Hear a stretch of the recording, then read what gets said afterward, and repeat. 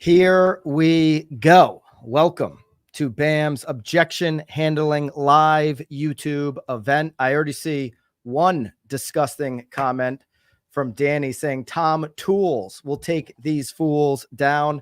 I think myself and Ben Belack would have some disagreement with that, but we're going to have a lot of fun here. I don't know who that guy is. Well, he wrote Tom Tools, so I want to be clear on what he wrote. Let us know first off, as you jump in, which market you're tuning in from. I'm going to give you the format here in just a minute. We're definitely going to have the ability to take some of your most common objections. Okay, I'll give you the format here in a minute. First, I do want to say something that I think everybody in the BAM community, everybody here entering the live YouTube will agree with. We all want more unity in this industry. It's something, Ben, I think you mentioned on the text group before we got started here. You said, hey, we want to unify this industry with what the industry has gone through as of late. We all agree we want more transparency for customers, for clients. So shouldn't we make sure that everyone has access to this video? If we all can commit here to bringing all the value that we have, myself, Tom Toole, and Ben, will you commit to hitting the thumbs up on this video right now and sharing this video right now with your peers, with people in the industry, so we're all ready to meet the moment? I picture a world where agents of change the discussion that have been going on the last 12 months. If we're all better, if we're all more educated, we're going to be able to do that. The best way to get this video pumped up is to hit the thumbs up, hit that subscribe button down below if you haven't done so already, and share it so that we can get more of our fellow agents into this live discussion that we're going to go through. So the format, I'll get to that in a second. I just want to introduce, if you're not familiar, we have Ben Belack joining us. Belack. Sorry, I don't watch. If I watched Netflix, I'd know how to pronounce it. Ben, you and I have met a few times. I think highly of you, despite the fact that you called me a dork. We'll see if Ben can bring it on this type of a stage. There's no high edits or cuts like on Netflix. If you're not familiar, Ben has a Netflix show.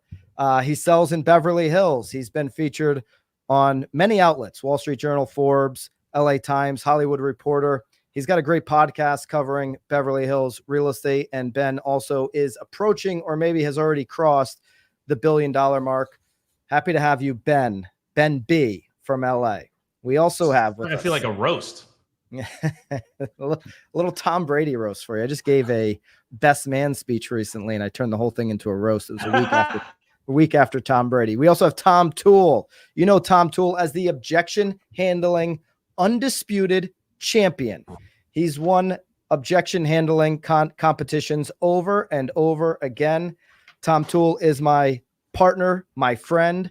He is my partner on the Knowledge Brokers podcast, of course, not my life partner, Tom. Lover? Correct? The caveman romance rears its ugly head again, Byron. We have a bromance. So Tom has got a mega team out in Philadelphia, greater Philadelphia area, and the main line, and Tom Toole is with us today. I am Byron Lazine, have a team in Connecticut, and of course you may know me from BAM. All right, let's get started. Here's the format. We're going to take some questions. We have some questions already that have been entered in from BAM X members. These were posted in the community, and the BAM team took a handful of these questions, a half a dozen or so, that we're going to go through first. If you're like, wait a minute, what's this community all about? There is a code you can use, objection, to get 15% off to join BAMX community and join Agents of Change. We're going to take those questions first. I have those prepared here. We're going to kind of rotate around. So I might handle an objection, Ben, Tom, and then we'll add on our thoughts or maybe some further objections onto that one before moving on to the next. Then the three of us have a few objections we'd like to enter into the discussion. And then finally, we'll take some questions from the live chat. Guys, anything you want to say before we get started? Yeah, I do. I think that it's important to remember that we're not trying to convince people. A lot of people, I think, are so afraid of scripts and feeling salesy. Whenever I hear agents like being like, I don't want to make calls or have conversations, etc., it's because they feel salesy. And I think it's because the intention, and we're going to have some fun today, but the intention is to convince the consumer. We're not trying to do that. We're trying to uncover people who are thinking about it and then ultimately follow up at scale. I think objection management is more about establishing credibility, not trying to take someone's house out from under them. And I think that approach alone can really change a perspective in an agent's success rate and longevity. I could not agree with you more, Ben. And what I will tell you, Byron's heard me say this before, objections are gifts. They are questions about doing business with somebody. They are things that are going through someone's head when they're trying to make a really big decision and they don't know what the right answer is. So they're thinking about all the things that could go wrong. When you aim to educate, not aim to close, that's when you can have a big business. So Ben's message there, I know, Byron, you feel the same way. We've talked about this. Ben and I talk offline about this all the time. It's about asking the right questions to see who might need some real guidance, because let's realize only 5% of the population is really in a real estate decision-making phase, and the average consumer moves every 12 years. Remember what the world was like in 2012? It was very different. I mean, there's a lot of things that can happen. So we're here to educate, and I think that that's a really great approach. And if you have that real intent to help, and that's going to come through in your scripting and your dialogues, and consumers are going to hear that, especially in an age where you get people like Ben's talking about, where they're they have these magical objection handlers that they sweet talk people into making these decisions. That's not what this is about. So I could not agree with you more, Ben. Well said.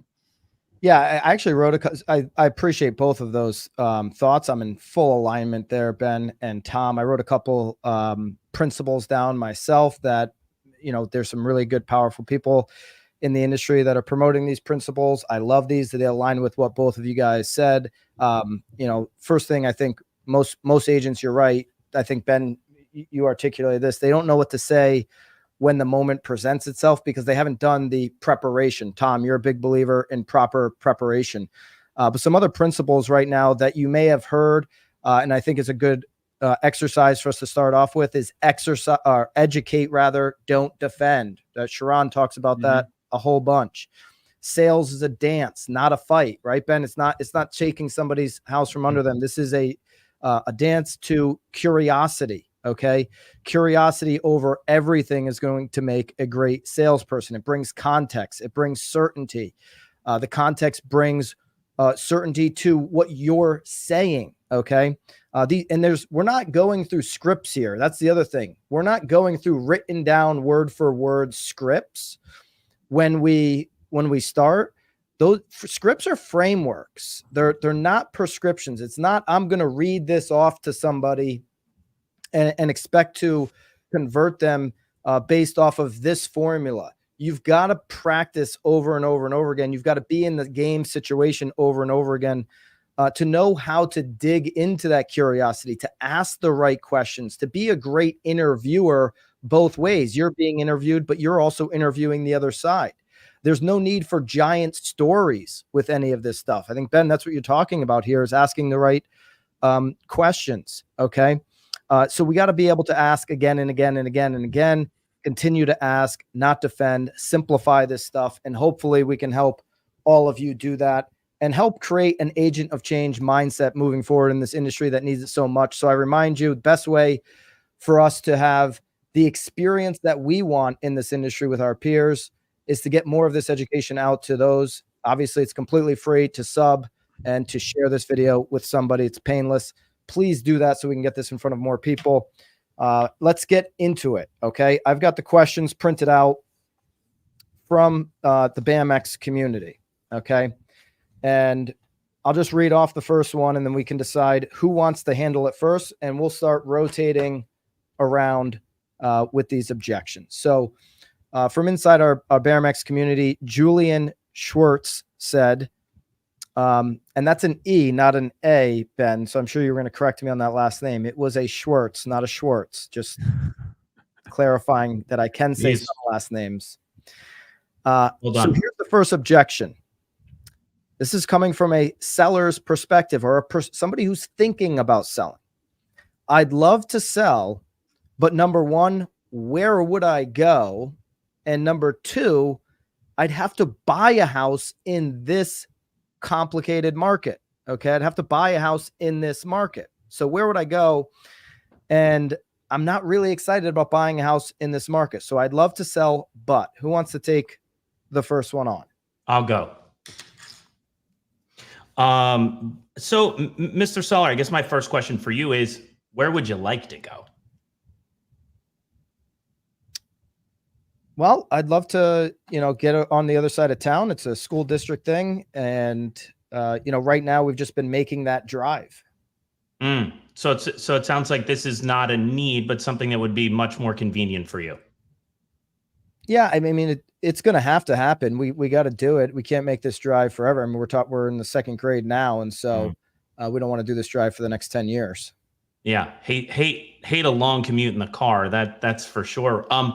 Would it be crazy to you if I told you I personally just bought a house? No.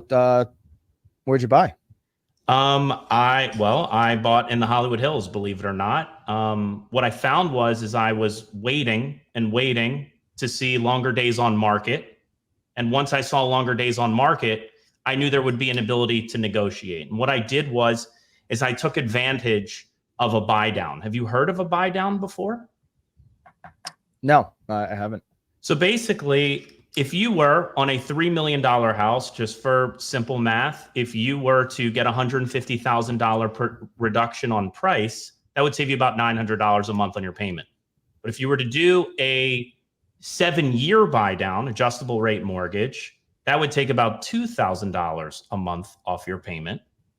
If you were to do what's called a 2-1 buy down, which is 2 percentage points off of today's 7%, so 5% year one, and then 1% off, which would be 6% year two, you'll save $3,000 a month on your monthly payment. So what I would encourage you to think about is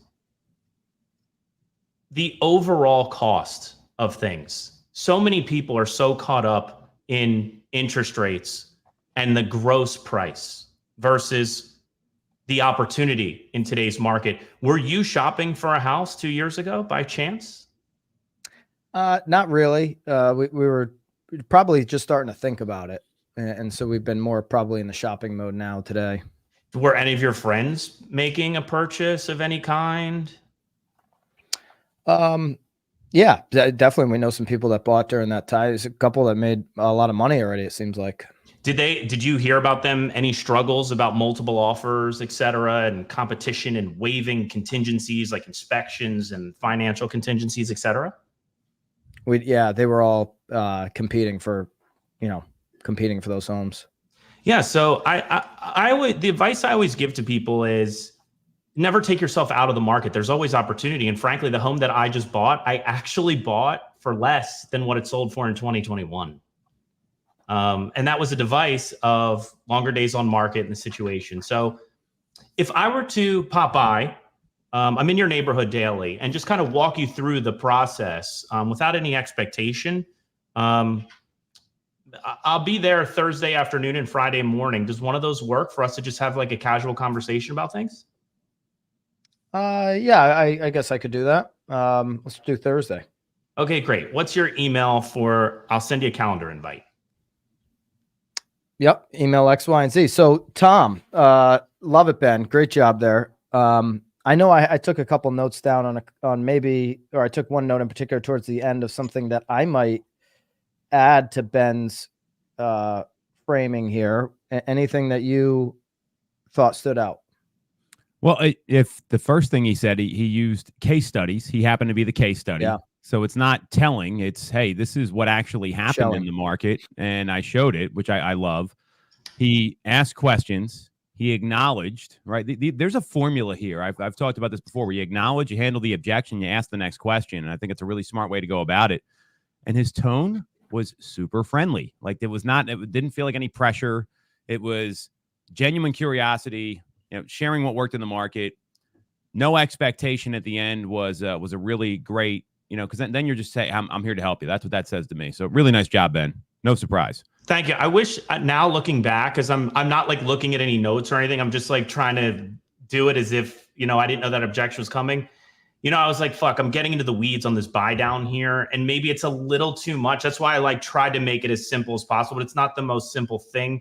I wish that I had asked, like, what's most important to you here, gross price or your interest rate? Like, you said it was a tough market. What is making it tough? And then maybe I could have gone a little bit more granular there. Yeah, I agree with that.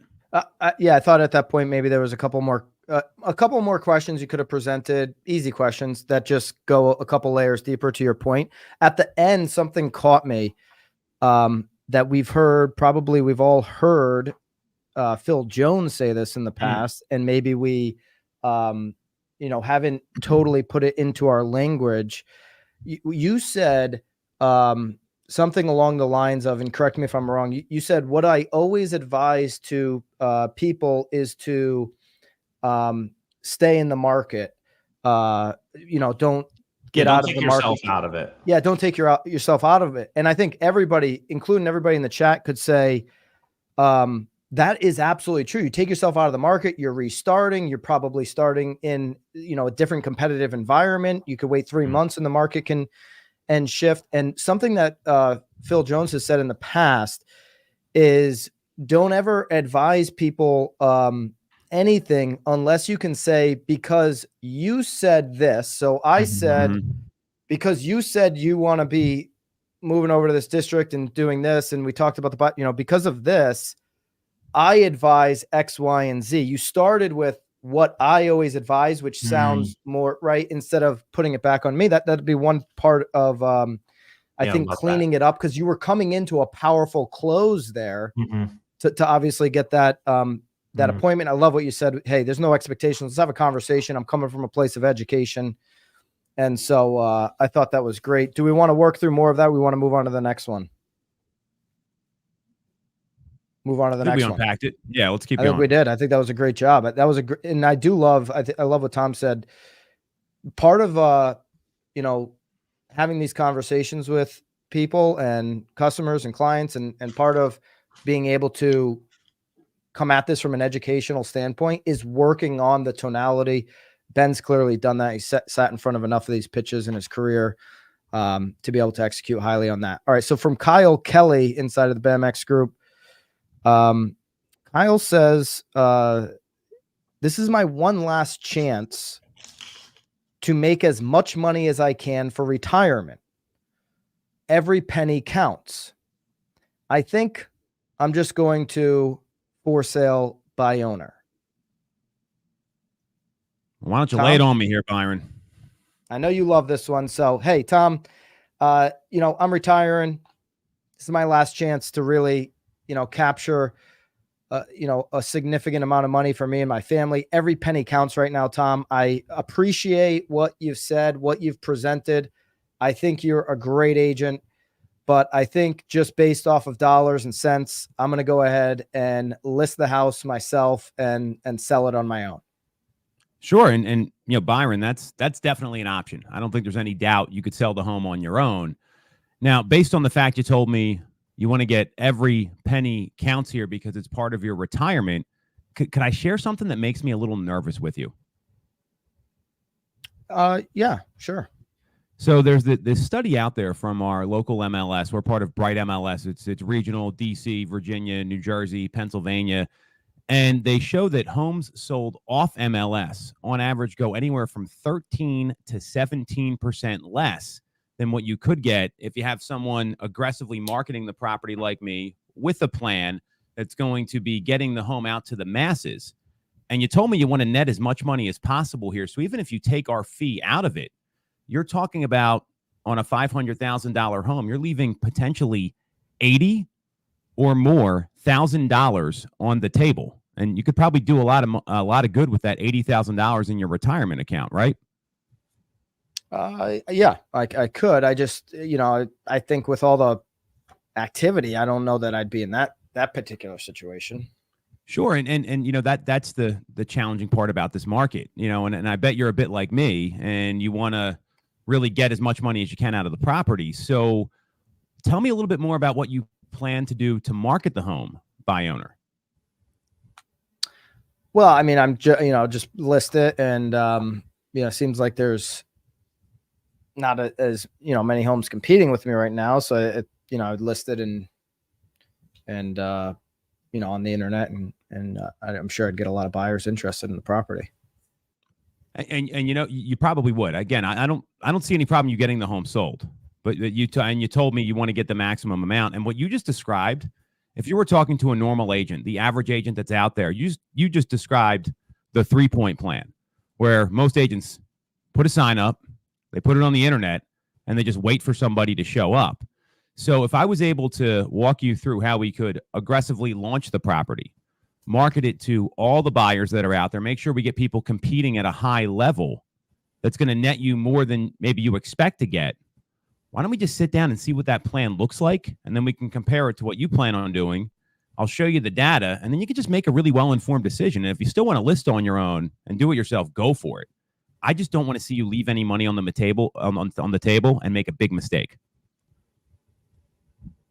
Yeah, I'd be happy to maybe take a look at that and see where those numbers shake out.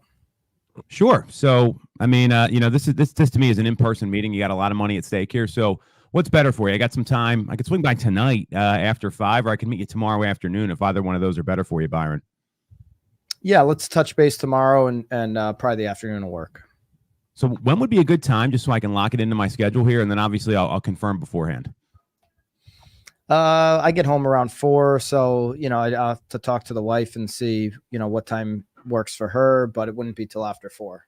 Okay. Well, look, I'm married too. I don't make the decisions in my household, so my wife tells me where to show up. She sends me calendar invites for my kids' activities. So, do you want to maybe shoot tentatively for between like 4:30 and 5:30?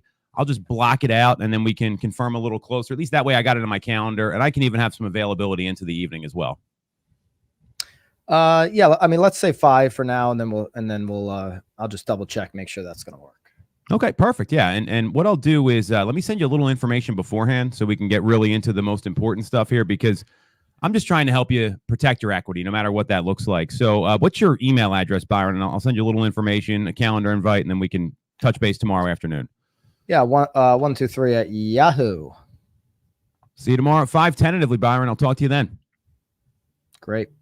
Ben, feedback for Tom. What'd you think? He did well there? Any areas anything you would have taken a different direction? Honestly, no. I think he did an amazing job. We just signed 2 FSBOs, and basically we don't take that approach. And frankly, we're very tentative to close early. We wait for someone on the call to come to our side of the table a little. And all that could sometimes be is like, okay, just like even that, then we'll close. Tom does such a wonderful job closing passively, if that makes sense. I've always admired it, not to make this, yeah. But normally what we do is we'll be we saw it on Zillow for listed for sale. Are you the owner? And then they start saying yes. We're like, if for some reason in 2 months you don't sell it, and we're not saying you wouldn't, but by off chance, would you be open to potentially looking at a backup plan to sell it? Can I come see it so I can start pairing it with the appropriate buyers in my database? And then once we get over there, but I feel like he closed them on the call, and it didn't feel closey at all. So bravo, frankly. Thank you. Well, but Ben, what you're talking about though, that all goes in before you get to this point. We're getting to the objection. So for the interest of time, we're cutting that out, but you got to build some rapport on these calls. Hey, fair enough. Tell me about everything you're talking about. If you're working FSBOs, write down what Ben just said.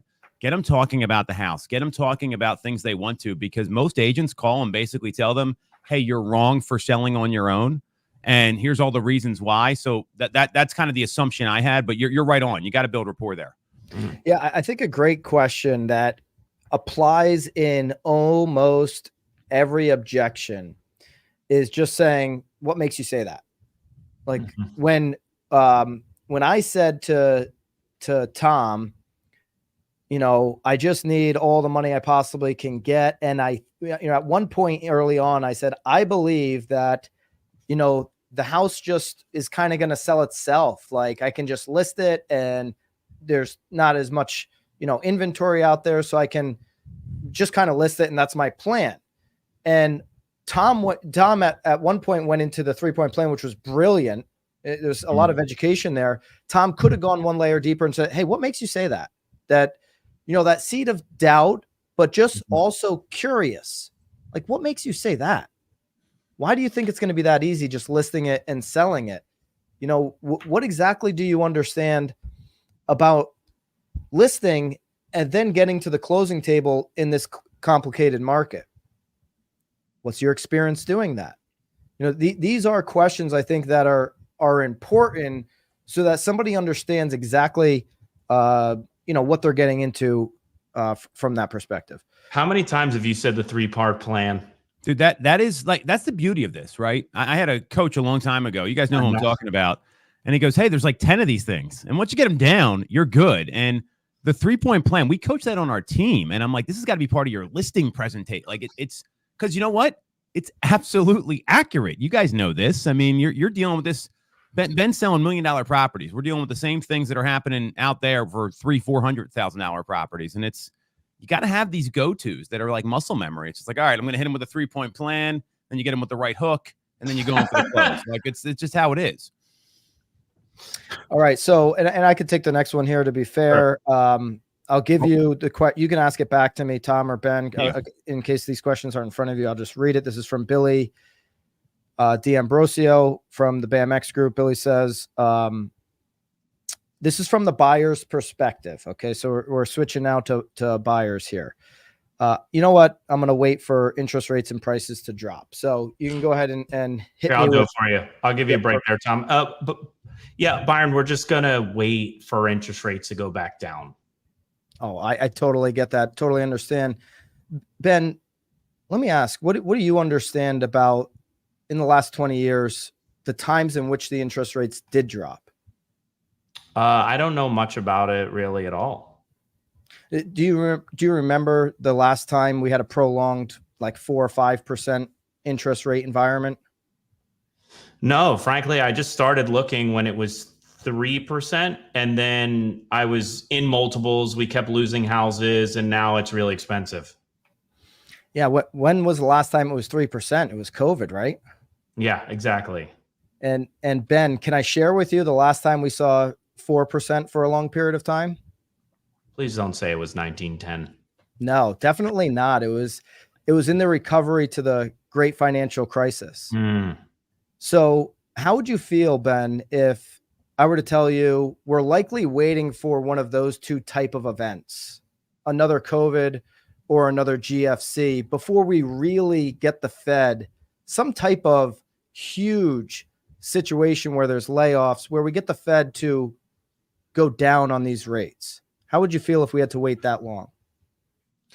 It definitely wouldn't fit into my life plan. But I think for me, like I would even be cool in high fives, 6.6. Right now we're at 7 point something.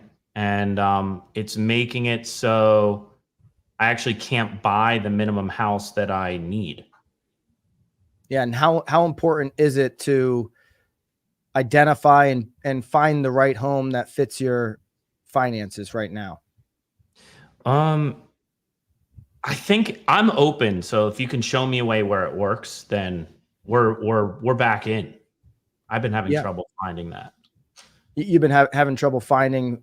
I've been having trouble finding a path to success, if that makes sense. I just feel like everything's so expensive, and the bank's telling me like so I'm not totally sure what to do.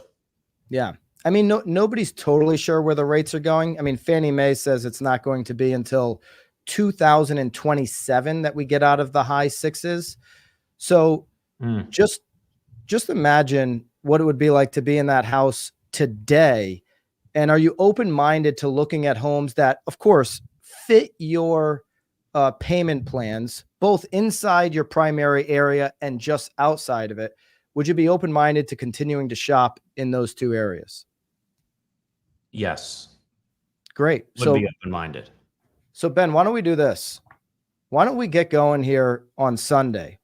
I've got a few homes that I can line up for you that would fit your payment plan. They may not be the top of your list, but after we look at those homes, we can sit down and put together the right strategy to make sure that we uncover every property, both on and off market, that suit your home buying needs, so that you can get started maybe even before those rates come down. Because Ben, how certain are you that when those rates come down, we're going to be in a situation where there's not more buyers than there are today? I'm certain that there will be more buyers. That's the hardest part. Yeah, and that totally makes sense to me too. So if we could get together this Sunday, I'd be happy to show you a few homes that fit your payment plan and show you the strategy that we're implementing right now for our clients to uncover properties both on and off the market. What time works for you on Sunday to get started? When do open houses start? Open houses start at 12 in this market, but why don't we do this? Why don't I get us out there before the open houses so we can get in a couple of private tours? I can point out a few things that I'm looking at with my clients right now in this particular market. You and I can sit down and build that strategy that works for you, and then I can send you off to some open houses. Is that fair? Sounds great. Great. So let's get started at 10 o'clock. I'll meet you over at 123 Main Street, and then we'll grab some coffee before you head out for the open houses. Sounds good. Awesome. I'll see you then, Ben. All right. So what do you think, guys, there? What could I have done better? Where did I mess up? And where could we improve, or what'd you like there? The open house comment, this comes up a lot. Like, you get hey, I'm just going to go to the open house, right? And I like that you said, hey, why don't we get some private tours? One thing you could have maybe doubled down a little bit on is like, hey, Byron, open houses tend to get a little crazy and you can't really see the house for what it is. So how would you feel if we're able to get in there privately and you can tell me everything you like and you don't like, so I can get a real clear understanding of your needs, and maybe just go a little deeper on that part? I did like how you deflected it, though. I thought that was really good. How certain aren't you? What do you understand? I love those questions because it's where you can really combat that stuff. That was really good. The open house thing does come up a lot, so that's a great. I'm glad you worked that in, Ben. I thought that was a smart objection within the objection, right? I think that's what you're dealing with sometimes. It's not just one. You got to battle your way through two or three. Yeah, I mean, I think what I really liked, because these role play things are like, we're not meant to kill each other. And you're supposed to get the appointment.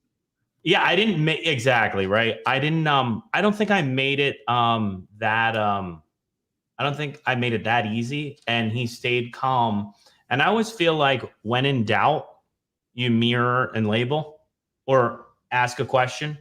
It buys you some time to grab some empathy first and get off the.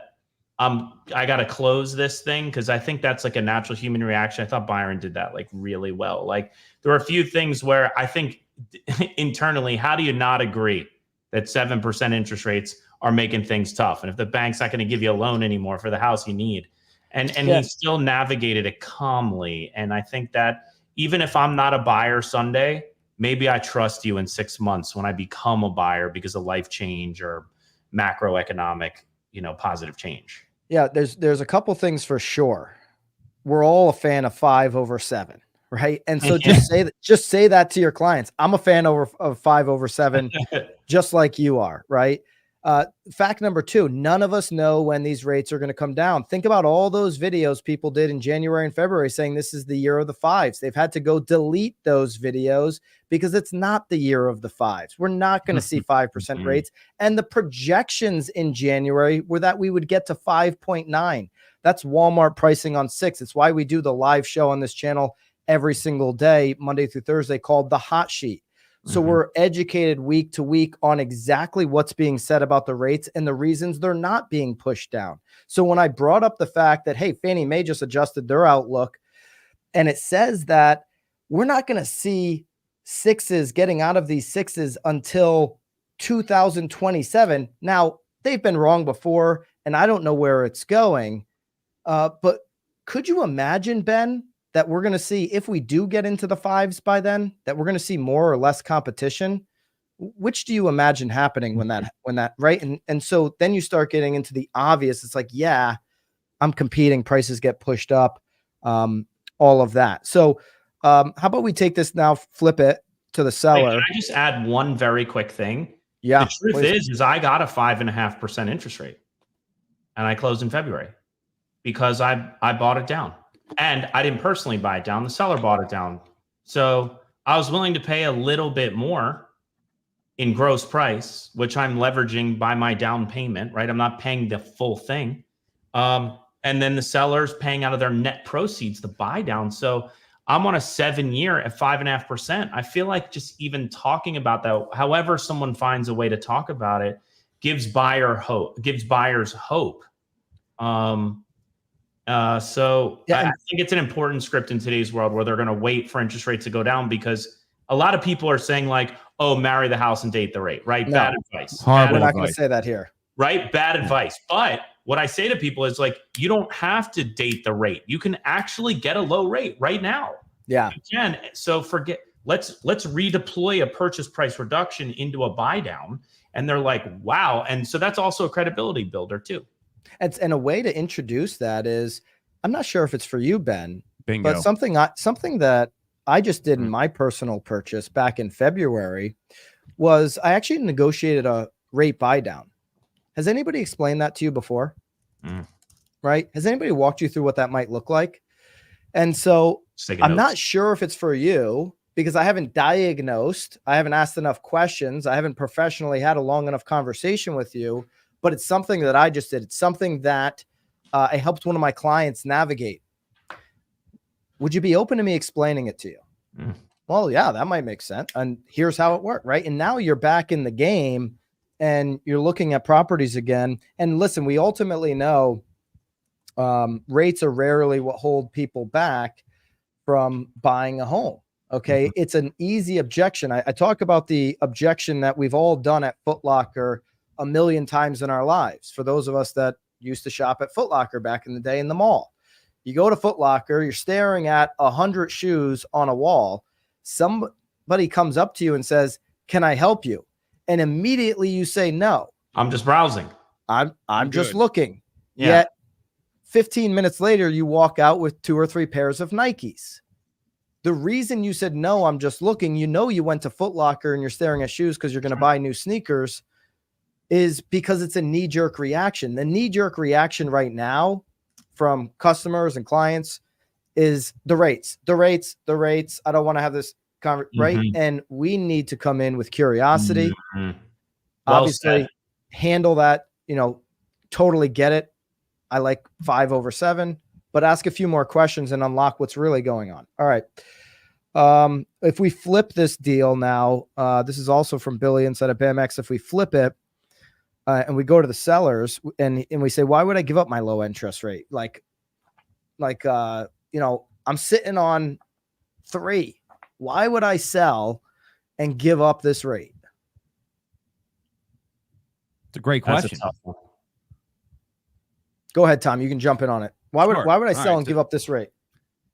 Yeah, I mean, that's a great question, Byron. And you may not want to give up the rate. You may want to stay where you are. So obviously you're thinking about it based on what you're telling me here. You've considered a move. So tell me a little bit more about what's behind that. What's important to you about making a move down the line, whether it's this year or a couple of years from now? Most important is we need more space. So that's why we started looking in the first place. Got it. So you need more space. So how much more space are we talking about? Is it more bedrooms, more square footage, a little of both? Yeah, we definitely need more bedrooms. We've got kids sharing bedrooms.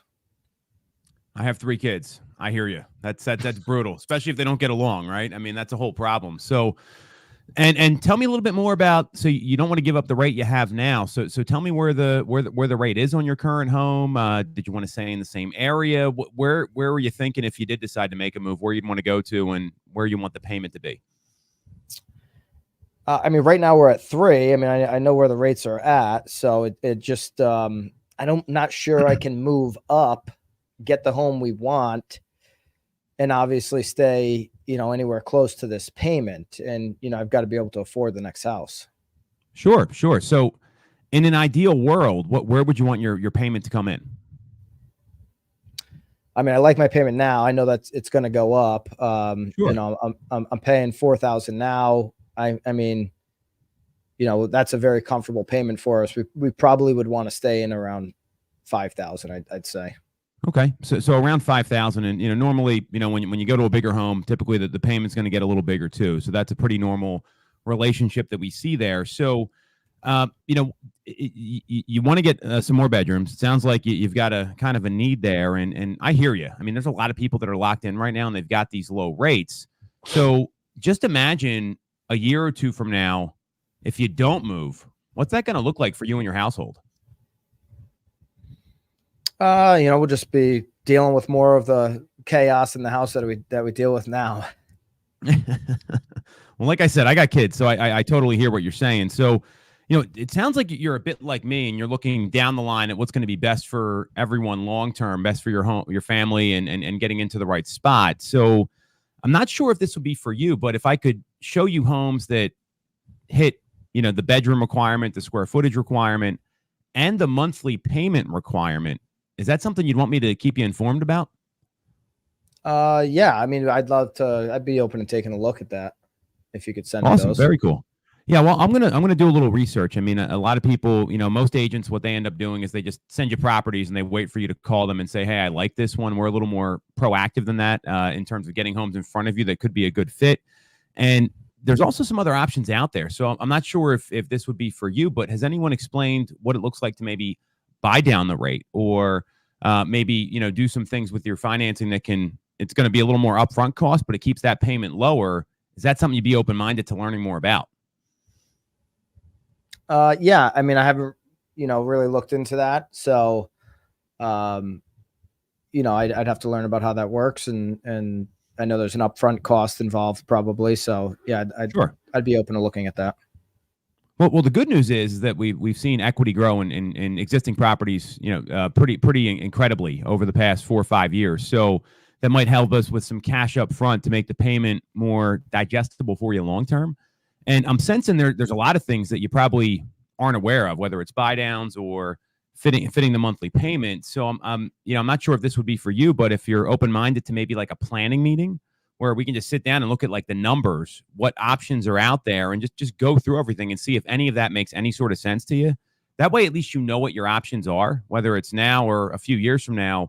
We can just give you some guidance on how to navigate this market, because if you do buy in at a higher rate and rates do come down, and we don't know if they will, you can always refinance later. It's not a guarantee, but that's an option. You can renegotiate the rate. What you can't renegotiate is the purchase price, and that's going to be kind of your basis for the loan the entire time. So if we're able to take advantage when rates do drop and you get into a house that's going to work for your family, how's that going to make you guys feel? Yeah, that'd be fantastic. I'd be open to the meeting. I mean, we could certainly get together and see what makes sense. Yeah, then I'd offer 2 times. You guys know the rest here. We don't need to go through that. So yeah, what did you think? I thought that was great. And towards the end, you got to where I was hoping you were going. Like, how would that make you feel? How, you know, especially like, how would you feel if the rates did get closer to where you're currently at right now? You're currently at 3%. So Tom, how would you feel if they got closer to that, but we saw 3 or 4 times more buyers competing over those homes? And that I didn't go to. That's something you could add in here for sure. Right. Talk about what happens when rates drop. I was trying to get to the motivation more than anything else and just get in front of them. Yeah, but and I think you handled that based on our conversation. You handled that in the right way. You know, we want to remember what happens. Why do rates, when we're talking about rates, why do rates go down? Okay. In for those of us that remember 2006 and 2007, or people were getting rates at 6 and 7%. Okay. Then what happened? We went through a great financial crisis, and we had a prolonged environment of between 5 and 4%. That was in reaction to recovery from the great financial crisis. Why'd they go down in COVID? We printed trillions of dollars. We stimulated the economy. Yep. So in both scenarios, something huge had to take place for us to get down that low. We've normally never seen, and there's plenty of information. Hey, I'd be happy to send you a couple of charts that showcase this, right? Okay. Here's one from wait, really quick. I just want to sorry, Byron. Yeah, jump in there, Ben. So I feel like what I've been learning, and this is like kind of right, it's sales theory. I feel like on listing appointments, when agents are every agent comes in, I tell sellers this. I'm like, yo, everyone's going to tell you they're number one at something, and they're all going to tell you they're number one at marketing. Okay, this is weak. It's abstract. It's not something they can understand. And what I do think is, I heard someone recently say, and I've been saying it a lot, is that people say, how's the market? And I say, well, sellers think it's 2021 and buyers think it's 2008. And what I'm a little fearful of, not that it isn't extremely meaningful, is recency bias, right? When we say to someone like, oh, well, what do you think's going to happen when the rates go down? That's an unknown. It's abstract. Yeah, sure, it's going to get more competitive, right? So I'm with you. And we're like, but I'm sure there are many people on the sidelines who their frustration is that pricing hasn't gone down despite the interest rate rise. So they're like, okay, well, if pricing's going to stay somewhat stable and interest rates go down, I can afford again. So back to what Tom said, I think that where he really nailed it was in two specific places. He said equity has been strong, and because of that, he said equity's been strong, so that's like an insulator and protector of value.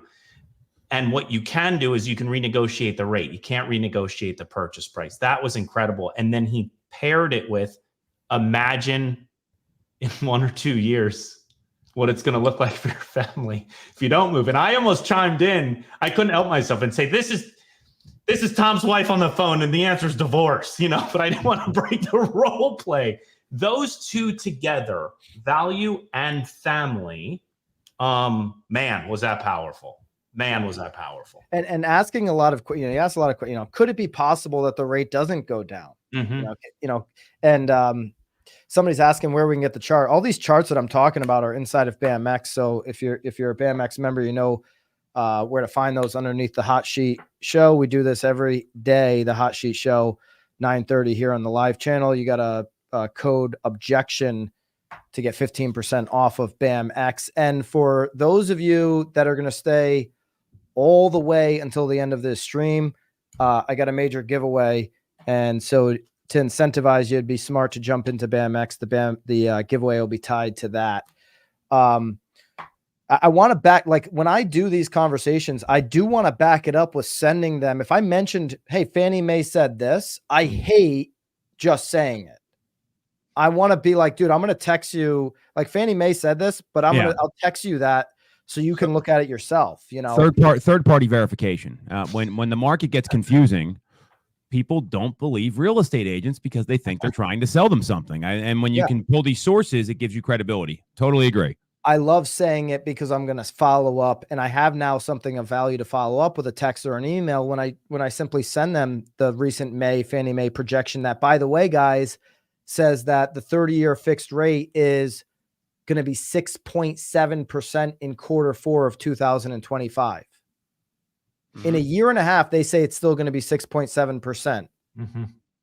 They've been wrong. Nobody knows where it's going. But if you're waiting in your business, mm-hmm.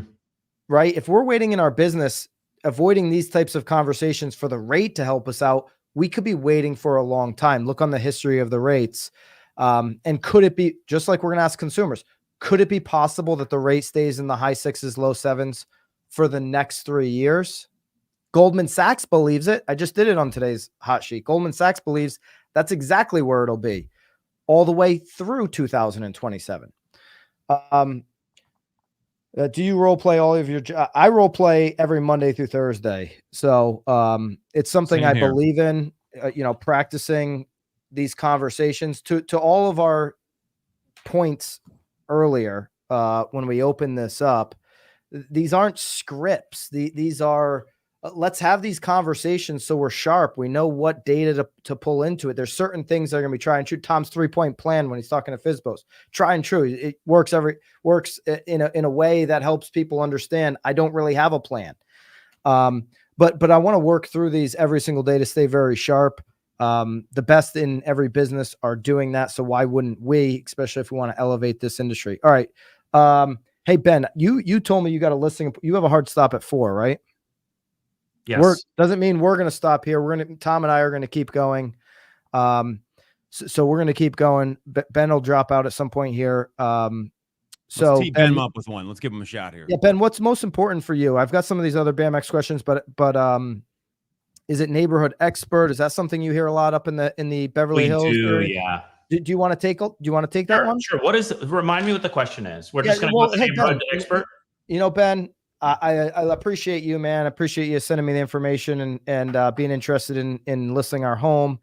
But really, I think I'm just going to go with the neighborhood expert, man. You know, she sells all the homes here, and so I think that'd be the best way to go. Yeah, totally makes sense. I get it. We hear a lot of people going with the purported neighborhood expert. Question for you. If I were to send you a property video of a home that I sold nearby yours that has 1.4 million views, would that be interesting to you? Yeah, I'd take a look at it. Okay. Maybe I can do better here. You know, for so long, people in the real estate community would say they're the neighborhood expert. But then Zillow came along and started getting 160 to 200 million unique visits per month. Saying you're the neighborhood expert is a sales strategy, and no offense here to Neil. He's a great guy. Totally get it. But the thing is, people would say, hey, I'm the neighborhood expert, or I sell this level of car because I want you, the consumer, to know where to place me. But now all of the information's out there, and the job of the real estate agent has changed. Most agents for so long deployed a 3-point plan. Put a sign up, take some photos, put on the internet, and wait for everyone to show up. We now have to emotionally captivate buyers at first contact, specifically show them how their life is going to improve by buying this house at this site. They're swiping through homes on consumer-based sites like Zillow, Redfin, and Trulia with attention deficit disorder. So if we can't emotionally captivate them and show them how their life's going to change immediately, they're just going to keep swiping. Does that make sense? Yeah, no, that makes sense. So going back for a second, I heard you say they have all the buyers. What is it about their marketing pitch or what they've conveyed to you tells you that they have the attention of all the buyers? I don't know. I mean, it just seems like everybody here lists with him, and they, people that are interested in this neighborhood go. I mean, they've been here 30 years, Ben. I think that's kind of why. And, listen, I saw him at the tennis club recently, and I did kind of say, hey, when I'm ready, I'd be talking to you. I mean, really everybody, when they want to be in this community, they go to him. Yeah, totally makes sense. But, while he was playing tennis, I was out knocking on doors trying to uncover inventory. So I guess what I would say is if you'd be open to it, could I give you a little bit of homework? Yeah, I mean, I failed school, but I could try. I'd love for you to ask him, being that 90% of buyers say they find homes that have video. All of us have access to the same photographers and videographers, but what we don't all have is attention at scale. And that's what I have uniquely, and my organization does as well. I'd love for you to ask the neighborhood specialist to show you their most viewed property video. And if that doesn't exist, or it's under 300 views, would you be open to hearing an expert second opinion? Yeah, I think we'd be open to at least hearing what you could do. Okay, and look, our marketing plan doesn't stop at making a video. I'm sure you've seen many boring pan and scans. We do a lot of proactive things like sending personal video text to the agents that have done business in your neighborhood, not just the neighborhood specialist, but everyone that's sold in your price range, representing buyer and seller. We have a whole gamut and a proactive marketing plan, which I won't bore you with now, but I'll be happy to show you through when I come over. So I guess I'll follow up with you in 2 days. I want you to get that answer. And then if not, I'll pop by if that's okay. All right. Sounds good, Ben. Great job. I love it. The one part I would say there was a longer story in there, which was very educational. I would have maybe shortened that up. When you said the Zillow number, you had me eating out of your hand a little bit there, 160 million to 200 million, unique visits per month. There could have been a transition there. And Ben, would you agree most people here in this neighborhood and who have been interested in this community know when a house is coming on the market even before it's listed? That's a really good question. I don't know the answer to that. Would I agree that they know beforehand? Like, would you like when somebody's in one of those tight knit communities? Yeah. Most people are talking to each other. Now, when we're talking about that local neighborhood expert, are you looking for most of the people they know, or are you looking to go beyond those 160 to 200 million unique visitors that are on Zillow? That's what I specialize in. So the good news is, the good news is I've got a marketing plan that addresses that.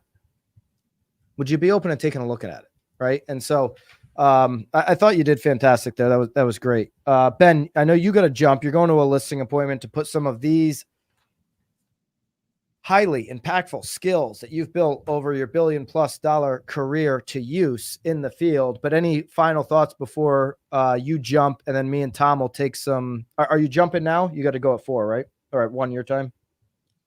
Believe it or not, this guy just texted me like 10 minutes ago. Like, can I do 30 minutes later? I'm going to tell him yes, so I can hang on. If that's all right. So great. The gift that keeps on giving. Ben is staying with us. Hit the thumbs up if you appreciate that Ben thank the seller is going to stay with us. Just let us know when you got to jump.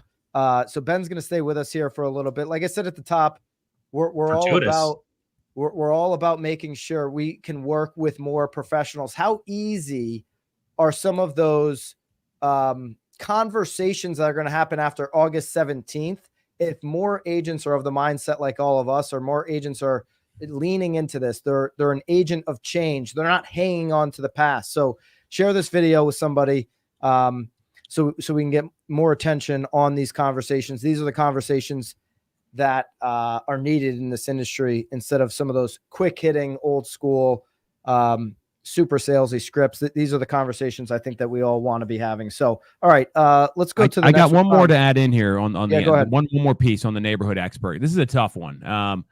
It's, hey, can I share a concern about using the neighborhood expert, right? And they say yes.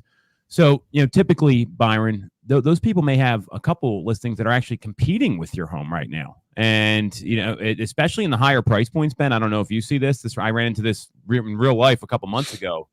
And, they've got multiple competing listings that could compete with your home. I've sold all my listings, so I don't have any. And, the concern I have is that they just want to get one of those homes sold. So imagine a buyer comes through, they're interested in 2 or 3. They're not going to be fighting for you like I will. And that's the kind of agent that you want to be able to close the sale, right? So it's a little different approach there, but it can work if you're competing against that local neighborhood expert.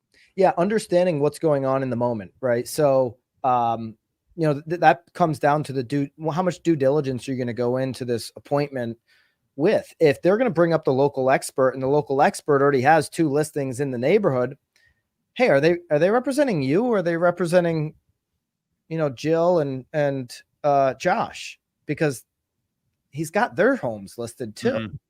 So you want somebody fighting in your corner. Like, help me understand? Do you want somebody fighting in your corner, or do you want him just kind of playing the lotto in the neighborhood here? Which one makes more sense to you?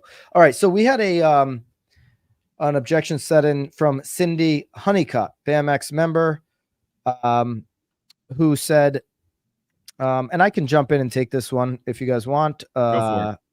I'll read it, and then one of you guys can, Tom, you can say it back to me or whatever. So Sure. say it back in whatever, because you could take this a couple different ways. The way she wrote it might not be particular to your market, so you could change this so it's more general. She says the obvious rates and prices. Okay, we already kind of. She goes often. Okay, here's the part. She says often we get asked about meeting or exceeding what an employer's relocation company rebate might offer. So if you use an employer's preferred vendors, they're in a high relocation inbound area. You use the new employer's preferred vendors, they get a rebate at closing. So it doesn't have to be a relocation. It could be I have a discount offer. I have a someone's willing to do it for less, right? Some type of rebate, discount, money back, $99 chicken McNugget offer type of deal. So go ahead and hit me with it, Tom. Sure. So, Byron, everything you said here sounds really good. The only challenge is my wife actually has like a preferred vendor that she's got to work with her hospital, and they give us a little bit of a rebate on the fee. So, we want to just get as much money as we can. So I think we're going to go ahead and do that. It has nothing to do with you. It's just, they're offering a little better deal. Hey, Tom, I totally get it. I love money just as much as you do. What do you guys understand about the offer they're making? I mean, I looked at it. I mean, it looks like it's just, once we close with them, they send us some Visa gift cards at the end. It's basically the same as, same as cash, really. So, that's a factor here. We really we want to get as much as we can, because the next place we're moving to, it's going to cost a lot of money for us to fix it up. Yeah, totally. How certain are you that the gift cards and the rebates that you'll be receiving are going to exceed the money of working with a professional expert here in this community? I mean, this agent seems okay. I mean, you guys kind of all do the same thing anyway, right? So I don't know that it's going to be that drastic. I mean, you gave us a lot of insight here, and if so I think we're just going to go. I appreciate all your time, Byron, but we're just going to kind of roll with these people. Hey, Tom, before you make up your mind, how important is it for you to get the most money out? I know you said that's important, but how important, on a scale of 1 to 10, how important is it for you to get the most money out of this deal? 11. An 11. And how would you feel if you chose the wrong agent to close the deal for you? I feel pretty stupid, because that would already be done when I realized they're the wrong agent. So, Tom, would it help if I just at least come over, present exactly what I can do to get you your number or even more that exceeds any rebate offer? So at least you have the information to move forward with and see which choice you should take. Sold. I mean, you don't need to go through that. Like that would have gotten me right there. I think it's again, coming from a place of help, right? Let me just give you some information like that. If you guys aren't getting a theme from this, we're trying to help you make a good decision. That's really what this is. Yeah. Going through the nose more, right? Like Tom was basically like, dude, I'm done. We're just going to go. And that's where a lot of people quit. Well, how about I send you an email, or how about, I forget about it. Like, hey, before you make up your mind, right? And then you just ask one more time, right? You're not going to get anything if you don't ask. So there you go. All right. Let's go to the next one here. Tom, this is one that you put into the discussion. I don't want to give my home away.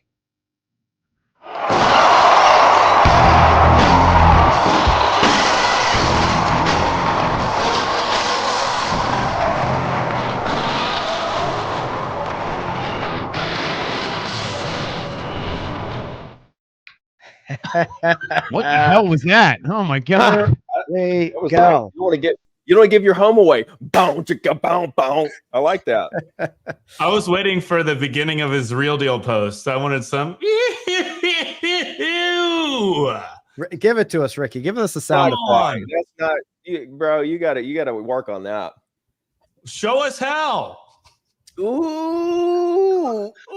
I love it. Yo, we do it privately here. Like me and my buddy, we I do know that. You do. I know you do. There's a lot of closet oohs out there. So. Ricky Carruth has entered the objection handling live here. Ricky, of course, if you know his history, has sold 100+ homes year after year for a decade plus. His career goes all the way back into the great financial crisis we were talking about earlier. Ricky, the last time we were on one of these, we were debating. We were debating, man. It's like I ain't seen you since 1992, bro. How you doing?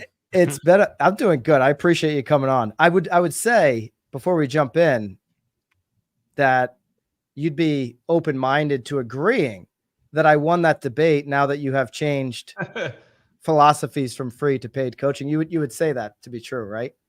Back in when we did the debate, absolutely not. Oh, this guy's he's definitely a Texas politician. Just based on the model change, I would say that I won that. I appreciate you jumping on, Ricky. So we've got the I don't want to give the home away objection up next. I was going to give it to Tom. I don't know if you want to jump in on that one, Rick.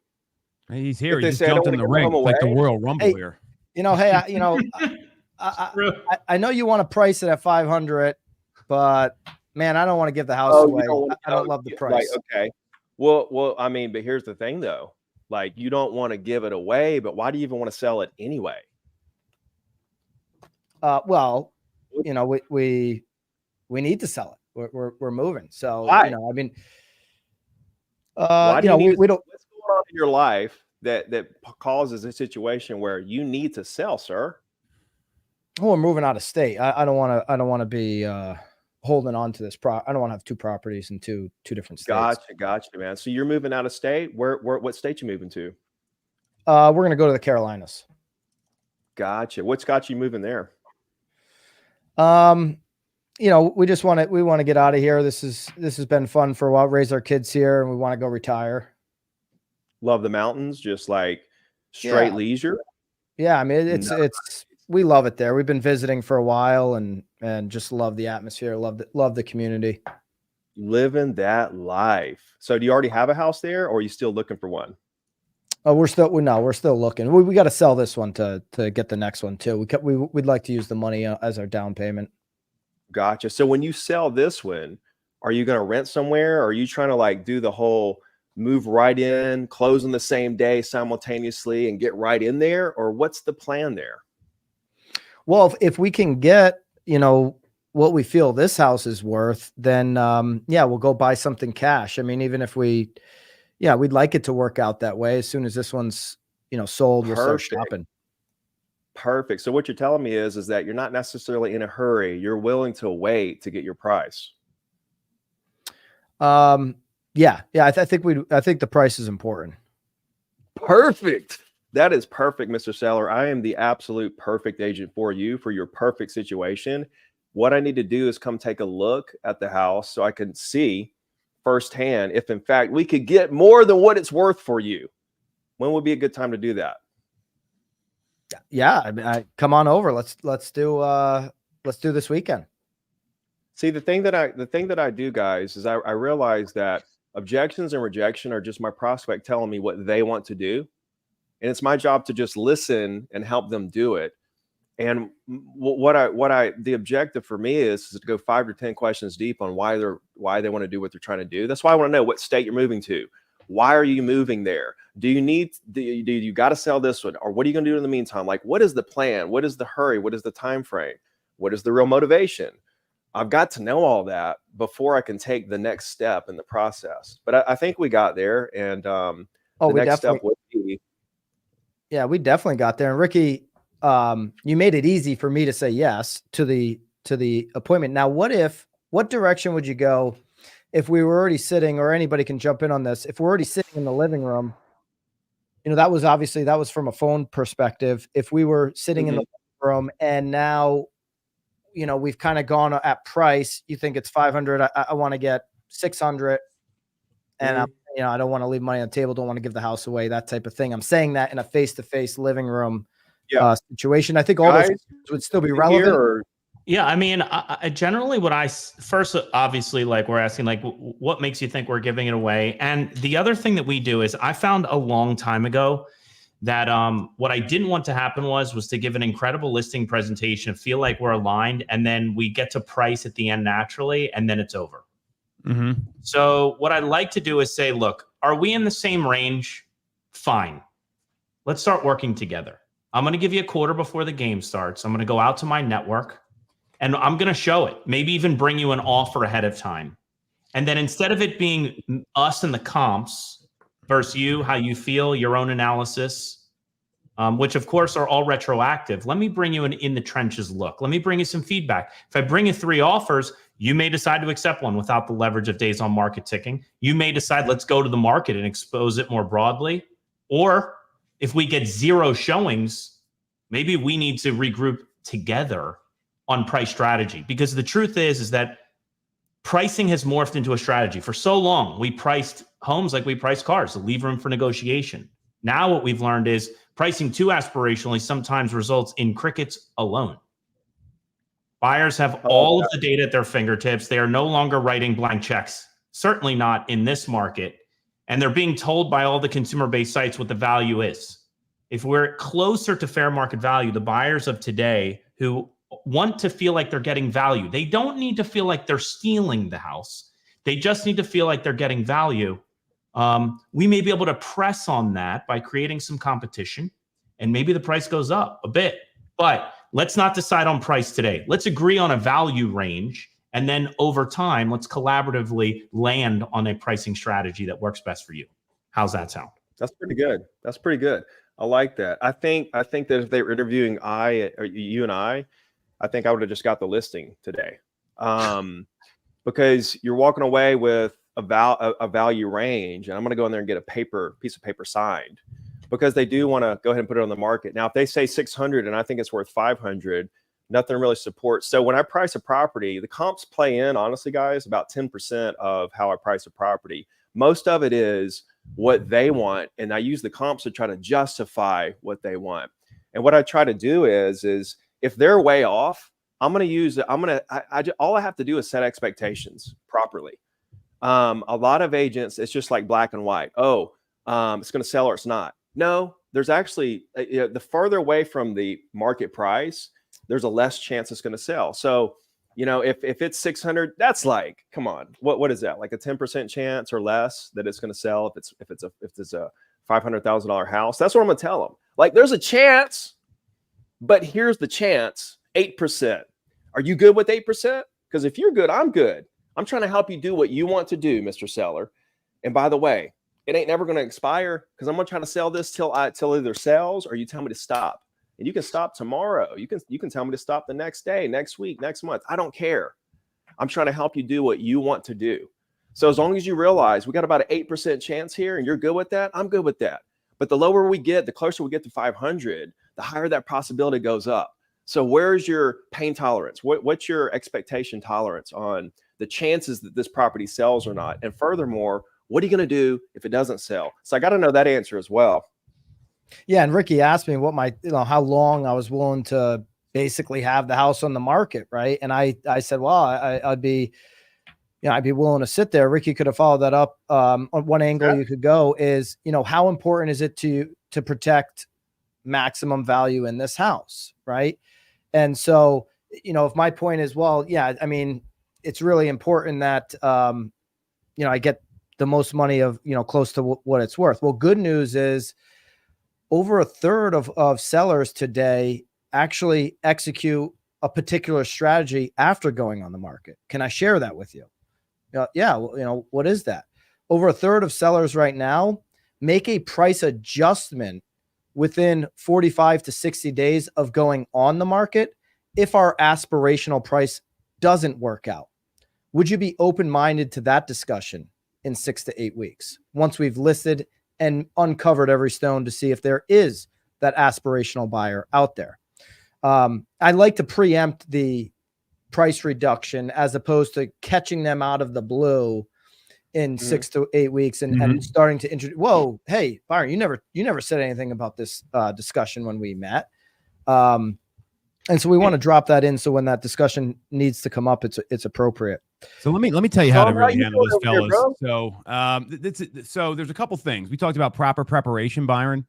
You got to know what they're thinking before you go in there. If you're not pre-qualifying all these appointments, like, hey, so just out of curiosity, what do you think the place is going to be worth? Do you have a number in mind? You got to know that walking in the door. Because if you don't, I've seen this happen. Agents are hundreds of thousands of dollars off, and they can't calculate closing costs on their own. So they bring these pre-printed sheets. So if someone sees that in your portfolio, you're kind of done for. So let's say they're coming in a little hot on the price, a little high. There's a couple things you can work into your listing presentation.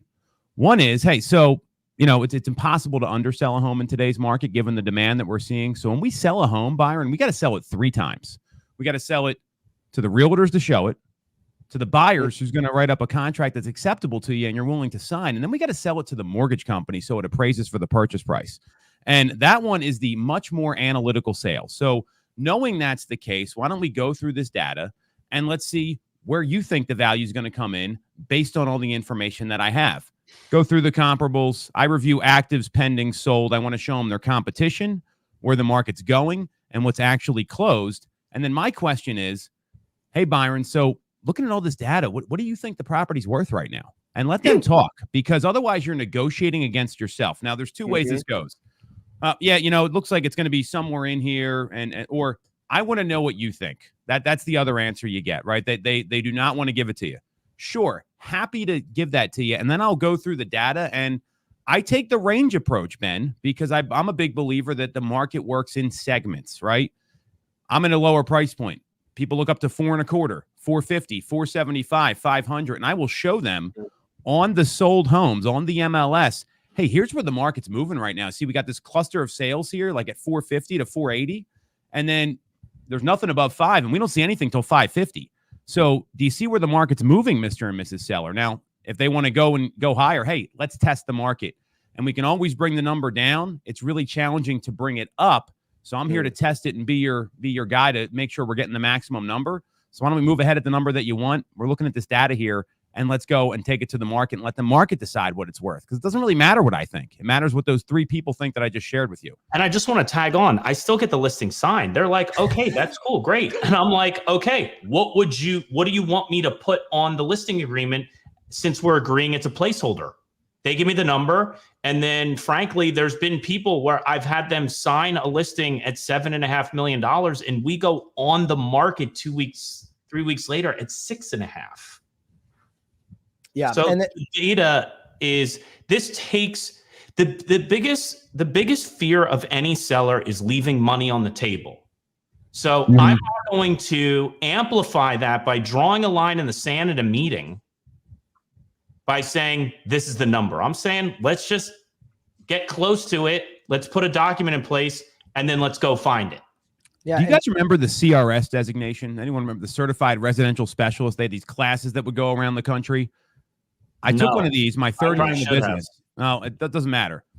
Do you want to be the agent that's I got in real estate in 2002. So that must have been back in the 80s. I've been doing it. No, I've been licensed since birth, Ricky. You're right. Yes, that's it. I got a real estate license. Good, though, man. You have some creatine or something, bro? What are you taking, man? I'm feeling good. But there was something that an instructor said to me. You can have 2 options as an agent when it comes to pricing. You can be the guy that's right and be looking at the MLS when someone else said, hey, I got the number right. That sold exactly what I tell them. Or you can be the agent that sells the property. I'm going to be number 2. And I think that's what you've got to realize in these things. Like, if any agent tells you they've never taken an overpriced listing, they either haven't taken many listings or they're lying to you. That's really it. Yeah. This is part of the way the market goes. And it's just something you got to deal with. All you got to do, Byron, all you got to do is turn down an overpriced listing, watch another agent list it, go under contract in a couple of weeks to realize how the I know, but the thing is, you can't get a price reduction without a listing agreement. I'm not worried about a We're- price no, he's- reduction. I think he's I'm not worried- agreeing with I'm you, not- I Ben. don't care about No, a price reduction. we're all in agreement here. All you got to do is see someone else sell the house because you stood your ground on some moral price. That we are not the police of what people decide to do. Okay, people are Yeah. right now in this industry trying to police that every buyer should now all of a sudden have to do a buyer consultation. If you make that mandatory in your home buying process with every single buyer, you're going to exit out 90% of buyers that don't want to come into your office, walk by a bunch of cubicles, and sit down and be pitched to. That's not going to be interesting. It's never going to become a law or a rule. So don't make laws around pricing. Don't bait and switch people either. That's why you preempt it with obviously knowing the numbers. Hey, if you go back the last 25 years, normal markets, a third of people will make a price adjustment before selling their home. Most people want to be like most people. So show them that that's what most people do after testing aspirational price. If they're on a quicker timeline, they're not going to go for aspirational price. They're going to go for the for the one that goes the fastest. So some of the questions we got, and then we can take some questions right here in the live chat for everybody that's here. You could start dropping in some of your questions. I think, on the back end, Bobby or whoever's monitoring that can pick some of the best ones, or if you guys see one you like, we'll grab it.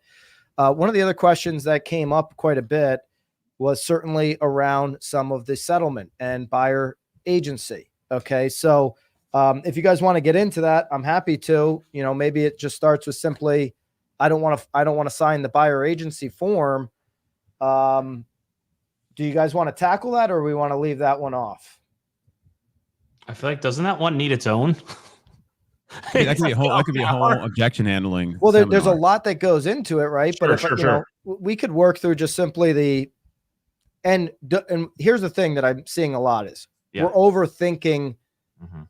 Oh my gosh, because there's this new proposed settlement and buyer agency might be different or not different in your market. Like, I don't want to sign the buyer agency form is just, I don't want to sign this form. So how could we start that conversation? Hey, totally get it. Can you help me understand what specific concerns you have about signing? It just kind of depends on if the form is 100% like a law or mandatory or whatever. Whereas if every agent in my market, if any agent they go to is going to have that that same piece of paper signed, then that's an easy conversation to have. Yeah, if they can go to another agent. Let's assume, Ricky, we're post August 17 and we don't even know how it's going to shake out. But let's just assume that that's going to be the way it's going to be. There's going to be this buyer agency form conversation to have at that point, because it's like, yeah, okay, you don't have to sign this, but I can't work with you because it's now like mandatory, and any agent that you try to go to is going to mandatorily have to do the same thing. So now it's going to come down to if you want to work with me or work with another agent. If you want to work with another agent, like, we're still friends, that's fine, I get it. But if you want to work with me, this is just something that has to be signed, for us to do that. It's mandatory at this point. That's an easy Ricky, conversation to have. I did see a house because, listen, here's the thing, even post August 17, if it is the law, we're going to have agents that don't do it. Right. So, hey, I just saw a house last weekend, though. I didn't have to sign anything. Well, then that agent's breaking, I don't want to say law. I don't know what it's going to be called. They're going to be breaking the code of ethics or whatever they're breaking by not doing that, right? They're breaking it. So, if you want to work with agents who break codes of ethics or laws or whatever it's called at that point, fine. Go for it. We can sign a one-time show and show, a one-time show and show. We might, I bet, the one-time show and sales, I bet they'll have one-time show and shows now where you just have them sign for the one house we're looking at, right? Just saying, hey, I showed you this house. Here's the disclosure. Here's the buyer agency. However, whatever the language is in the new agency agreements, those are easy conversations to have when this becomes mandatory. Yeah. And we've actually developed a script for this, Byron, where it's, hey, things have changed. So normally we would sign a buyer agency agreement when we write an offer, or we could do it beforehand. But now we can't, we have to sign this before we show you a home. This is what the rules say, to Ricky's point. We don't know if it's a law or not. And we got a couple options. Normally we offer a 6 or a 12-month contract. But since things have changed, we can do a 30-day test, or we can do a only homes I show you agreement So that way you can still get a feel for working with us and we can have like a working sort of relationship here and we can formalize things down the road when it gets a little more serious. So how does that sound to you? And just offer those options, right? I mean, I think it's more just giving them options than anything else and acknowledging, hey, this is just how it is right now. There's nothing we can do. My question is like, okay, we had the buyer broker agreement right before, and now we're going to have to get an agreement signed for every showing.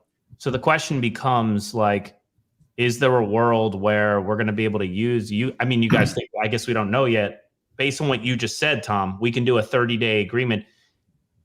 So let's say we have a 30-day agreement in advance. They're still going to have to do this same form for every single showing. And I think you guys are. So I think we got to back this up here because I think it's going the wrong direction. It is going and the wrong direction. State laws are going to be very different. And I think that's something we need to be mindful of. State laws are going to be different. But the objection around signing with a buyer agent is common in every market. Okay. So whether it's a law or not, let's just start there. So if Ben's like, Ben, if you say to me, I just don't really want to sign a buyer agreement like Ricky did earlier, and like Ben and Tom have done earlier, we got to ask the question, hey, help me understand what concerns you have about signing. Mm-hmm. You just got to start there. Cause I don't know if the concern is commission. I don't know if it's exclusivity. I don't know if it's length of contract. Like, just help me understand what concerns you have about signing. And so, Ben, what direction do you want to go there? I know a lot of people that will, because in my market, right? Well, give me the objection, and I'll try. I think what they'll say is like, I'm only going to sign the agreement with the agent who's going to find me the house, meaning maybe even off market or something like that. Like I'm going to incentivize many agents to be working with me, and the one who brings me the house that I'm most into, I'll sign and show with them, or I'll sign and show with this person. I'm sorry, again, this is objections being from like me reading of the new rules, which is for every showing, a buyer will have to sign this, maybe what Ricky called a show and show. I'm not sure, but that's what it was. You know what I wonder? I wonder if they'll have non-exclusive. I wonder if non-exclusive, where you could actually sign like with a couple, like I wonder if that'll become a thing. Well, a non-exclusive agreement is only homes I show you. That's a non-exclusive agreement. That's kind of, non-exclusive representation though, where you could actually sign with other agents if you needed to, for another agent showed you a house or whatever. I got a good objection for you now that I'm thinking about it, right? So like, let's say you sign, this is a good buyer fear. Let's say I sign a 2.5% buyer broker agreement with you, Byron, and then the seller's only offering a 1% cooperating broker. I don't have that money. I'm already have limited reserves. These are the things I think we're gonna have to really overcome. Because people, you're agreeing to the 1%. Is that what you're telling me? Basically, like a listing, once we find out, since it's not on the MLS, is being advertised, let's just say for 2%, and the buyer's incapable of making up the balance.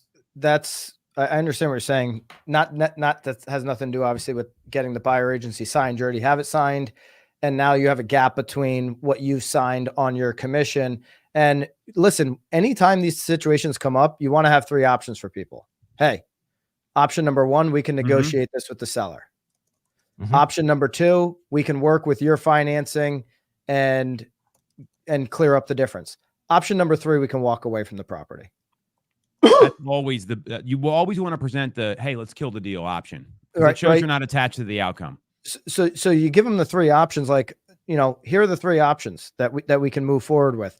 And I also, going back to your point, like, hey, there's all these agents out here, and I could sign one by one. And hey, has anybody walked you through the three ways you can buy a home in today's market, in this new market? Well, no. Well, you can do it the way you're describing, number one, which is on your own.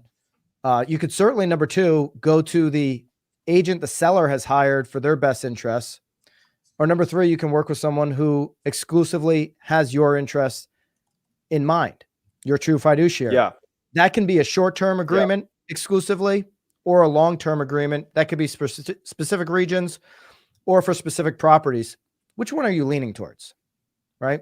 And now they say, well, I think I'm going to go about it on my own. Hey, what's your experience been with like that in the past? well, I've never bought a home, or I have bought a home, right? And so now we're just continuing to dig deeper. Maybe we do put in the comments if you want something specifically around NAR. I think as we get closer to August, because we're throwing a lot of what ifs, and I don't want to do the what if. There's a lot of common objections. I think that even when the August 17th shit happens, a lot of the common objections we've always known are going to apply. There's not going to be a huge we don't have to mind melt ourselves into this. You agree, Ricky, or you disagree? I was just saying, I just don't think it's going to look a lot different. Right. Yeah, that's where I'm going too. I tend to agree. All right. So do we have some comments from the chat we want to go into? I'm going to try to move this so I can see them. You guys should have Phil Jones on here. What do you need Ricky and I for? Well, I think I would ask Phil. Phil, when was the last time you sold a house? Yeah. So here's this. I love Phil. Up here about a PPC lead, like a best opening. And speaking of Phil Jones, I'm a big believer in the OFQs, right? Like not just like, hey, I'm checking in, hey, I'm following up. That's horrible follow up. So to answer this question here for Devin and Dustin, tell them what an OFQ is first, Tom. It's an opening, a fact, and a question, right? So the opening should be a professional greeting. Hey, it's Tom with Remax. Hey, it's Ben with the agency, whatever that is. And then the fact is something going on in the market. So let's say it's a buyer, right? PPC leads are typically buyer leads. So it could be as simple as, hey, it's Tom here with Remax. I saw you were checking out some homes on our website, and I'm not sure if you realize that inventory in our market's up over 10% compared to this time last year. So how would more housing options impact your real estate plans? And see what they say. You're asking them that right out the gate? Well, they're asking for an opener, and if it's a new PPC lead, I'd be talking. I mean, that's a follow-up call, so that's a great call, Ricky. On a new PPC lead, hey, I saw you were looking at some homes on our website, so tell me what got you excited about those properties. Yeah. Anything like that, just give some sort of like fact and a question. It's really simple. Yeah, and then you're just going to go to common. Them to give up the goods. You're trying to get them to give up the goods on what they're trying to do and why. 100%. Yeah, and if they bring a property to the table, hey, what specifically drew you to that home? What stood out about that home, right? If it's on the buy side, what stood out? Any other properties that really stood out to you, even ones that sold or are on the market today. Tell me why those fit in. What's got you guys thinking about buying something anyway? Yeah. What got you excited about looking at this home? Yeah, you lost your job. You're relocating. Oh, you need something now? Okay, have you talked to a lender? All right, what else do we got here? Good one there. And listen, whether it's don't get it confused. I mean, like we said before, we're not working off of scripts. We're working off of conversations with people. So whether it's PPC, Zillow, your website, whatever, that's all online leads. It's all the same questions that you'd want to ask to dig deeper. All right. So Derek says he only wants to work with an agent that has a Netflix show. Oh, Ben, it's only a few towns you're going to be able to do that.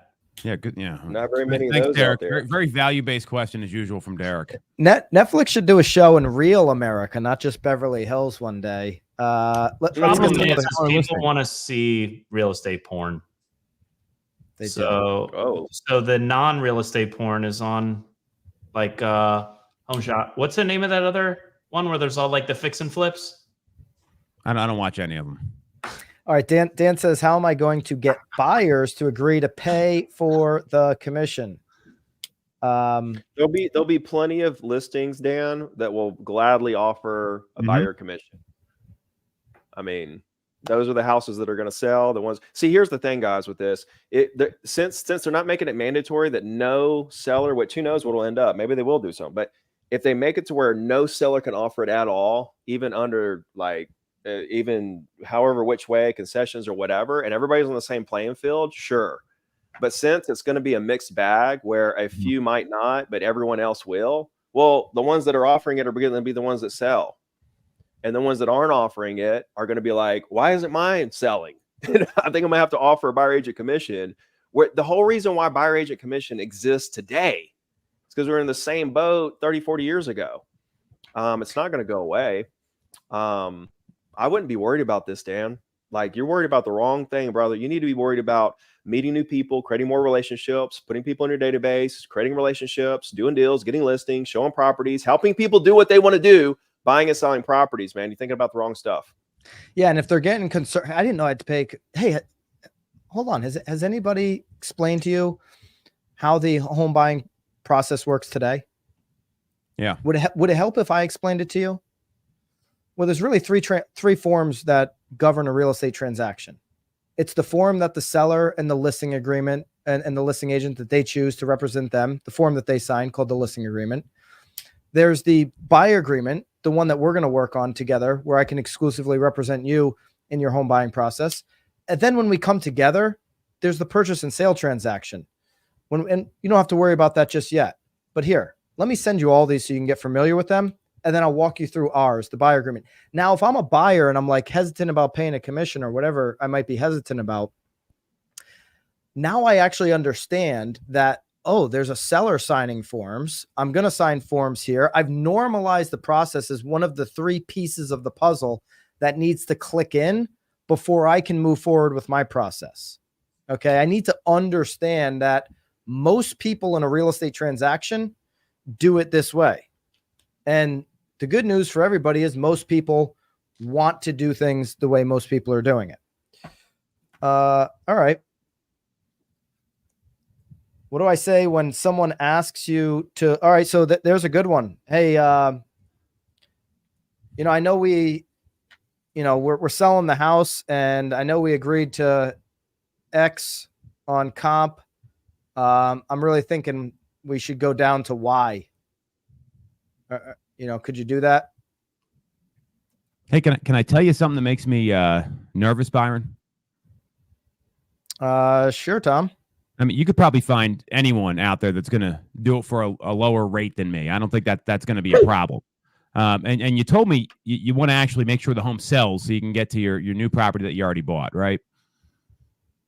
Yeah. And one of the things you mentioned during our meeting was that it's really important to you make sure you're maximizing the proceeds on the home. Correct? That's correct. Yeah. So what makes me nervous is that if you get an agent that comes in here and the only way they're winning your business is by lowering their fee rather than showing you all the different ways they can maximize your returns, what's going to happen when they have to negotiate on your behalf when they can't even protect their own fee? Yeah, I mean, that makes sense, but it would save me money. Sure. So, and you can focus on the costs or you can focus on the proceeds. And what I know about our listings is that they sell for X amount above the competition right now. I showed you those couple of case studies of your neighbor Dottie's home and Frank across the street who put us in touch, where they were actually told lower numbers by other agents. So they were competing on price rather than focusing on maximum return of equity. So what sort of number do you want to walk away with here? And let's come up with a strategy to make that happen. And we'll put everything we've got behind the marketing strategy to make sure we can get you what you want out of the property. Yeah. Right. I love that. I love that. Sometimes I'll say, like, look, it's not just my job to put the sign up. I'm also your chief negotiator. And do you want your chief negotiator to be so quick to let you out negotiate them for their livelihood? Now, granted, you can't just say that if you don't have rapport. I usually say it with a smile across my face. Of course, yeah, I agree. And confidence, but it's similar to what you just said. And I'm sorry if you said chief negotiator, but that's when I learned from when I was in TF ecosystem too. I like chief negotiator. I did not. All right, guys, I got to bounce. I stayed longer than I was able to, and I just wanted to say thank you for allowing me to jump in here. You guys are Titans. I have tremendous admiration for what you guys do. I watch the hot sheet all the time. If I don't see it, I watch the replay. I love knowledge brokers. And Ricky, you too as well, man. You're such an inspiration with the training program and stuff that you guys do. I would be remiss if I didn't say that. You guys really are Titans and you're doing all the good stuff. You're really helping our colleagues en masse in a world where there is no training curriculum navigate not only a very difficult job that has many hats, but also a very, very strange time for us where the consumers think all we do is open doors. So as I jump, I just wanted to say, like, I really, really appreciate it. And I'm one of your biggest fans. So Ben, Appreciate it. Everybody go follow Ben. You are by far my favorite celebrity real estate agent. That's not even close. That's an easy one. I agree with that. As long as it's more than the Altmans, I'm good. Guys, thank you. See you soon. Take care. Ben's a true practitioner, over $1 billion in sales. So not just looking pretty on TV. Wouldn't be my first choice to look pretty anyways. But Ben, go follow him. Who was that guy? Who was that guy? Come on. You don't know Ben? Realtor? He's on what's the Netflix show? Selling Beverly Hills, I think is what it's called. With John Grauman. That's on Netflix or something? Yeah. On Netflix. Oh yeah. I don't do the real estate Netflix shows. Well, neither do I. I just know Ben. That's more what happens here. He shows up on that other platform that you jump on once in a while, Ricky. You should be on Insta. I think it's on YouTube. Oh, okay. You should be showing up here at BAM. This is where the real community's at. This is it. Dude, I feel like I finally made it. Yeah. All right. So what was that last question we had there? I saw it pop up. Here we go. Okay. From a seller objection, we decided to hire a company that is charging a high fee, but they are paying for the repairs up front because we're unable to do that on their own. So you've got some of these companies, brokerages, whatever, that have a program that say, hey, hey, Ricky, this company's going to come in. They're going to invest the money in my house, fix it up so that it can be beautiful when we go to market. Yeah. Your plan really doesn't reflect that. I mean, here's the thing though, is that we don't have a crystal ball and we don't know for sure that said repairs for X amount of dollars you're going to pay them, and who knows what they're going to upcharge you is going to actually get a return of investment on. You may or may not sell the house for the money that you put into the repairs. You may break even, you may make some, you may lose some, you may make a lot. I don't know, but it is an unknown. You could sell it as is right now for this, and we could sell a lot faster because we're not waiting on the repairs. So if it were me, I would go ahead and sell it now for what I know I can get, rather than have this company that, let's be real, let's go look at the reviews. Those companies, I don't know where they stand with customer service and reviews, but there's not a whole lot of those that do that have great reviews. And so I totally agree. And I probably, Megan, I'd say, hey, Megan, what do you understand about the home flipping process? That's essentially what they're doing here, right? Yeah. And, Megan, what's your experience been flipping homes in the past or working with investors that flip homes? How certain are you that they understand where the market's going? Because, Megan, could it be possible that the market changes when they're done, and they're saying 3, but we know that's probably 6 months? Could it be possible that the market shifts? Oh, 100% possible. 100% possible. But here's the thing too, Mr. Seller, after everything I just told you, if you still think that's the best fit for you, then we're still friends. Go for it. Knock yourself out. And I'm going to be right here. I'm going to be right here if you need something. That's right. At the end of the day, all you can do is advise these people and give them the best you can. Be honest, have a high level of integrity, and then let them make the decision. I'm out here looking for decisions.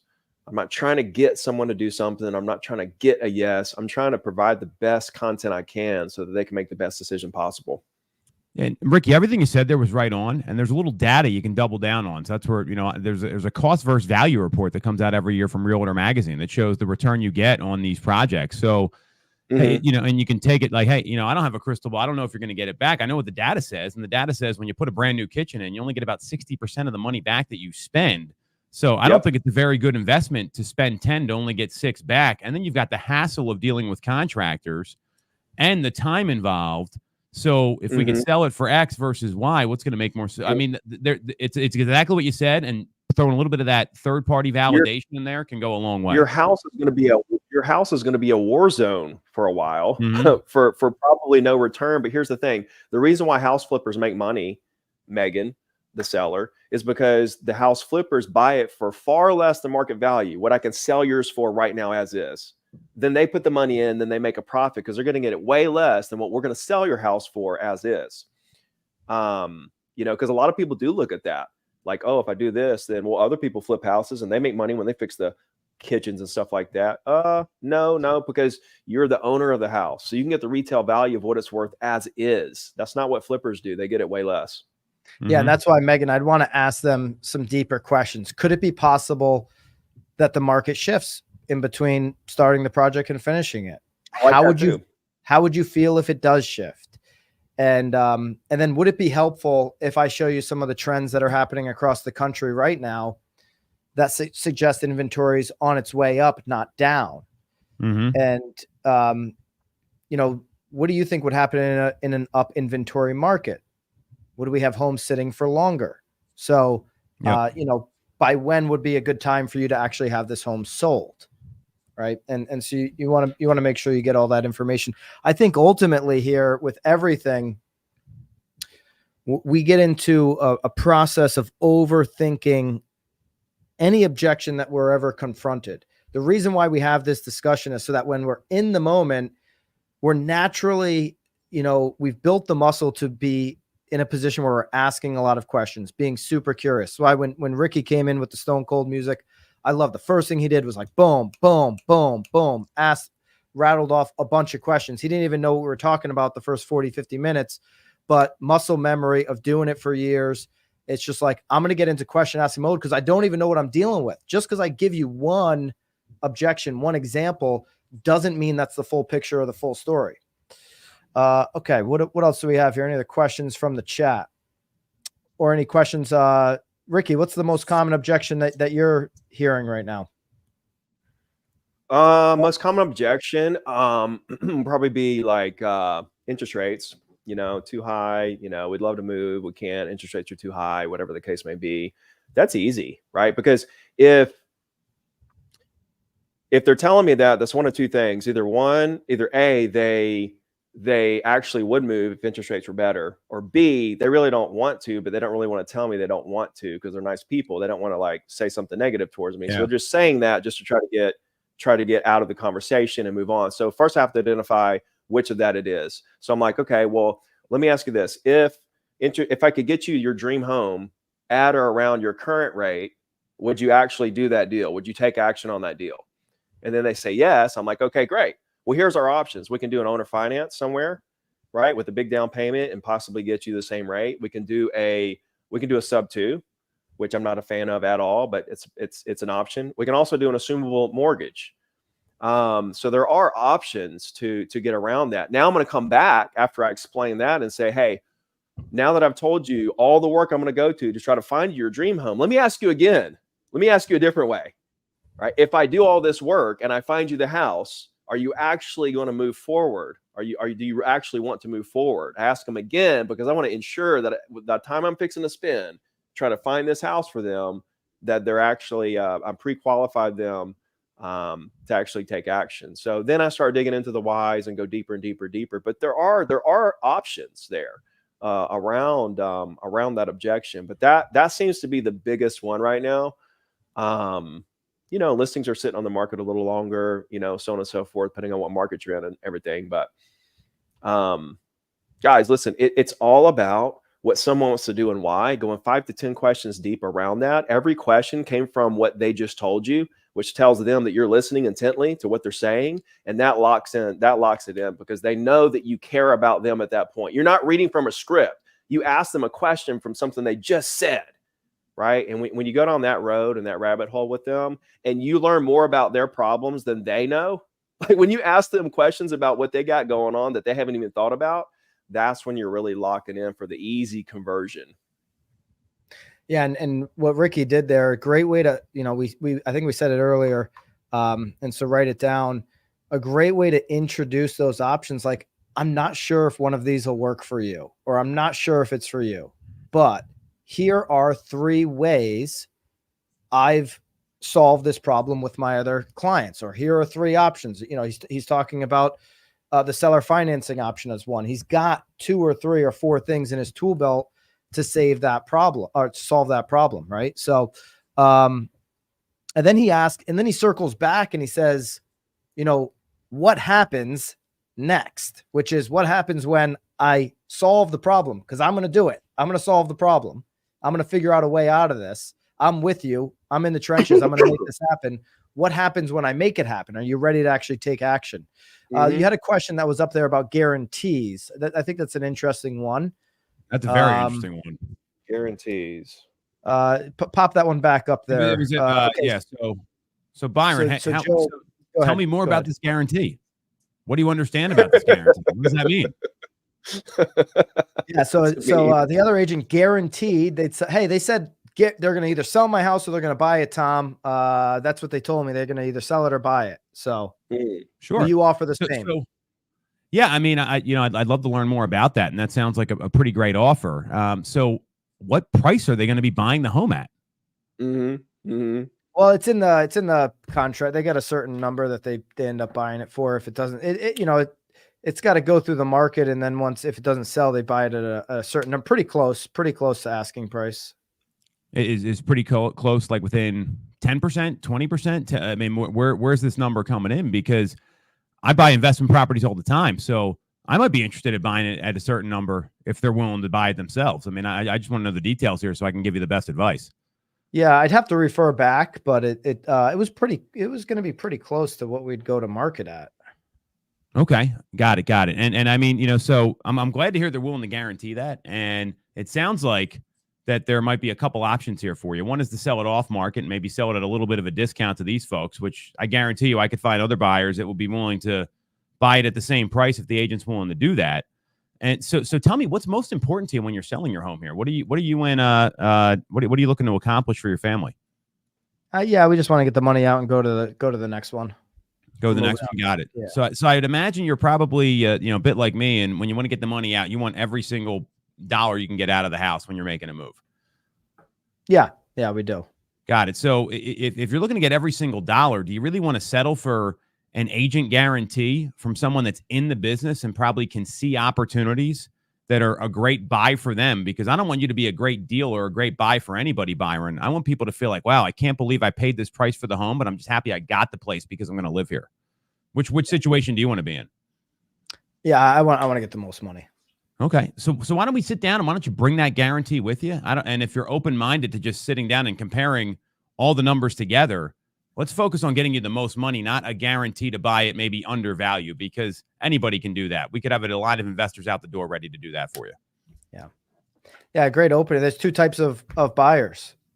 There's investors that are buying it under market value. And then there's the open market. And I want to, Mr. Seller, get you your number or possibly even more from that open market. Which one are you leaning towards? That investor who wants to buy below or the open market buyer. So I think the guarantee, Ricky, you probably actually in your market, you probably have experience with the more of the guaranteed offer. Yeah, we don't really have that here. You don't have it there? No, but I know a lot of markets that do, and that agents kind of like it's not really an issue, honestly. It hasn't really been an issue for any of my agents. They we realize that all those little details like that, they kind of are what they are. They can sway somebody here and there, but at the end of the day, I mean, what do you guys think the number one reason why a seller chooses a real estate agent is? What I know is that they believe they're going to be able to get the job done on time, meet their moving schedule, trust. Like it's less about price and more about like completing the transaction. This is from like the NAR and Zillow data that's out there. So I totally get what you're saying, Ricky. I always lean on trust. Go ahead. What's your trust? Yeah, trust. Yeah, trust is good. I feel through all my experiences and doing all this, it really comes down to most of the time, like 90-something% of the time, it's that they liked the agent. They like that agent, right? Which is all that stuff. Like feels like they can get the job done, trust them, and all this stuff. But they just like them. They have the and so like if it's we're going to guarantee we're going to buy it if it doesn't sell, versus like this agent that they really like, they don't care what this other person, the guarantee situation really is at the end of the day. We have to become really great at communicating in a way that our tonality and speed of voice and mannerisms, body language, shows our clients how much we actually care about them. I mean, that's what I believe, right? I don't know that everybody subscribes. Totally to agree. Yeah. I don't know say if that to everybody people. subscribes to it. You can like they'll ask you, hey, what's your commission over the phone, Ricky? You've probably heard that one before. And I'm like, hey, here's what it is. But you know what's really important?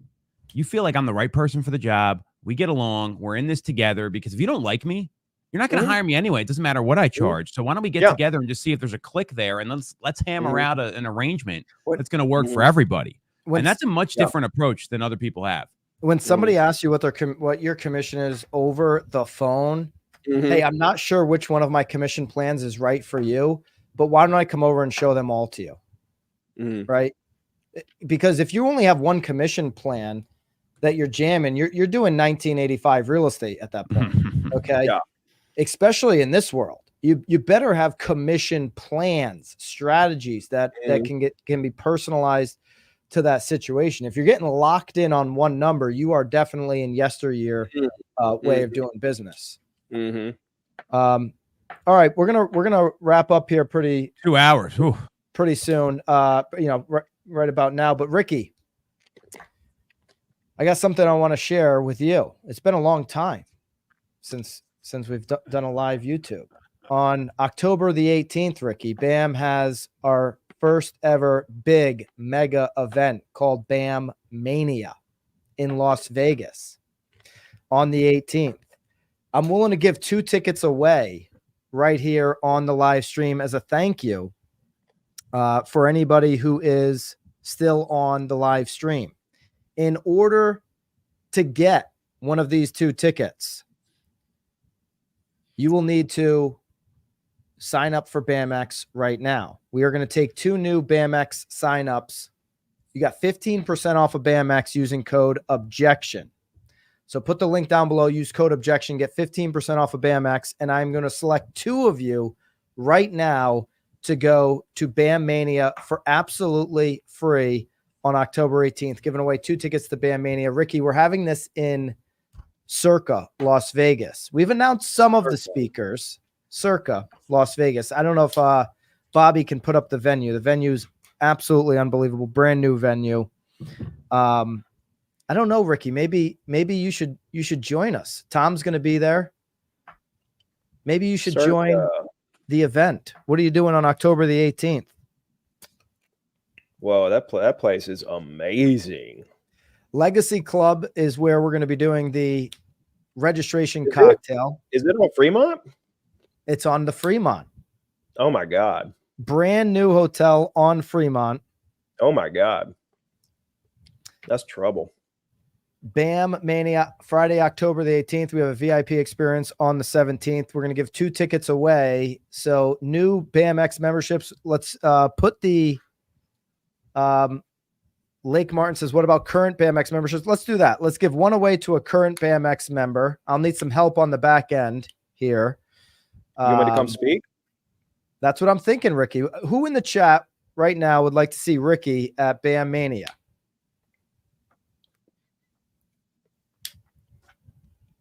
We've got at least 1 yes, please.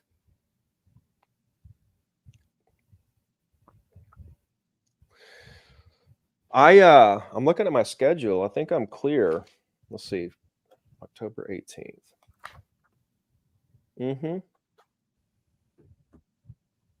Yep. All right, we've got a whole bunch of I would definitely 100% Ricky. All right, so I'm going to need some help on the back end from the BAM people. Let's pick 1 current BAMX member for a free ticket to BAM Mania. We've got enough of those automated pools. Is that the name right there? Douglas Magby? Is that, I don't know what that, somebody's going to have to tell me if that's the winner, if we've just selected a BAMX current member winner, or if that is what we've got. And then we're going to take a new sign up. So use the link down below. You get 15% off by using code OBJECTION right now for 1 new member to get a ticket. Plenty of people. I just want to signed up, see you, Byron. Ricky. Do I get a free ticket? You already have a ticket. You'll be there on stage. I'm kidding. Ricky, what would you want to talk about on the BAM Mania stage? What would you bring that you're not bringing anywhere else? anything. I can get into anything you guys would need me to get into. There ain't nothing I hadn't done yet. I'm ready to talk about anything you need me to. Well, it just depends on what the other speakers are talking about, how it can kind of fit into the event and bring the most value. All right, so Douglas Magby is the first winner. Somebody's got to tell me if that's a BAMX member currently or not. I am looking at my phone, so you guys can tell me what is going on here. I see BAMX member is noted in the comments here, Byron. Okay, so Douglas is currently a BAMX member. Congratulations, Douglas.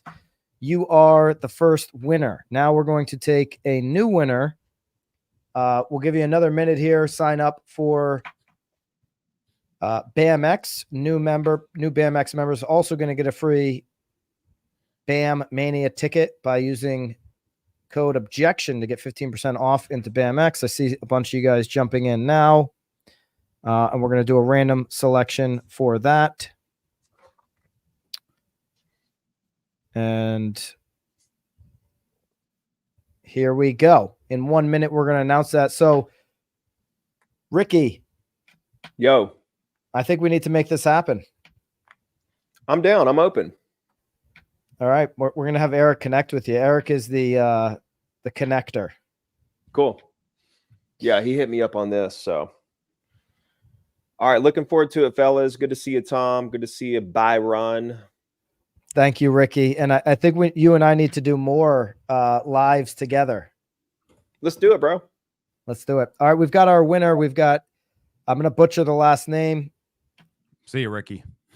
Kim Nagu. I probably completely butchered that. There she is. Kim Nzeogu. I'm sorry if I butchered the last name. Kim, welcome to the BAMX family. For those of you that signed up with the 15% off, congratulations. You're going to be blown away what we have in the community. Every single Friday, we deliver content directly to you. Every single day, Monday through Thursday, with the hot sheet show notes and slides, as well as a new course every single month and the community. Kim, congratulations there. You are going to BAM Mania, as well as current BAMX member Douglas Magby is also going to BAM Mania. We'll have prices right now for BAM Mania continuing for a little bit here, but not too long at this early bird pricing. So if you're thinking about BAM Mania, do not wait. If you're a current BAMX member and you missed out on this particular giveaway, remember, BAMX members, you have 25% off of the BAM Mania ticket. So right now it's at the low early bird pricing. You get an additional 25% off of that. So current BAMX members, if you don't know what your personal code is to get the 25% off the BAM Mania ticket, you can email info@nowbam.com, info@nowbam.com, and put in the subject, looking for my BAM Mania discount. So go info@nowbam.com. Jody, you didn't miss out. Use your personal discount code and get 25% off the early bird pricing. We would love to see you at BAM Mania. And Tom, really appreciate you jumping in. I know you and I are going to be talking again tomorrow on Knowledge Brokers podcast. I'm just going to sleep in the studio, Byron, and just be here all the time on demand for BAM. Let's go. If you love hearing from Tom and you're not familiar with the pod Tom and I do with Lisa Chinati every single Friday, jump over to @Knowledge Brokers podcast YouTube channel and subscribe for that. We give a roundup for every single week on Fridays. The only time we have guests on that show is if they are a chief economist or some type of CEO. We've had a whole bunch of economists. We just recently had Damian Eales, CEO of Realtor.com, on. Typically, it's us three just following up on what's going on in the industry. So go ahead and check out Knowledge Brokers. Check out Tom over on his Instagram page. Tom is a real one. I agree, Alexander. He is as real as they get. Good friend of mine, Tom. Really appreciate you, brother. Thanks for jumping in here today. I'll see you tomorrow on the pod. Here to help the people. Go use this stuff. It doesn't do any good tuning in for 2 hours on a live stream and not putting any of it to use. That's why we're here. There you go. I will see you guys.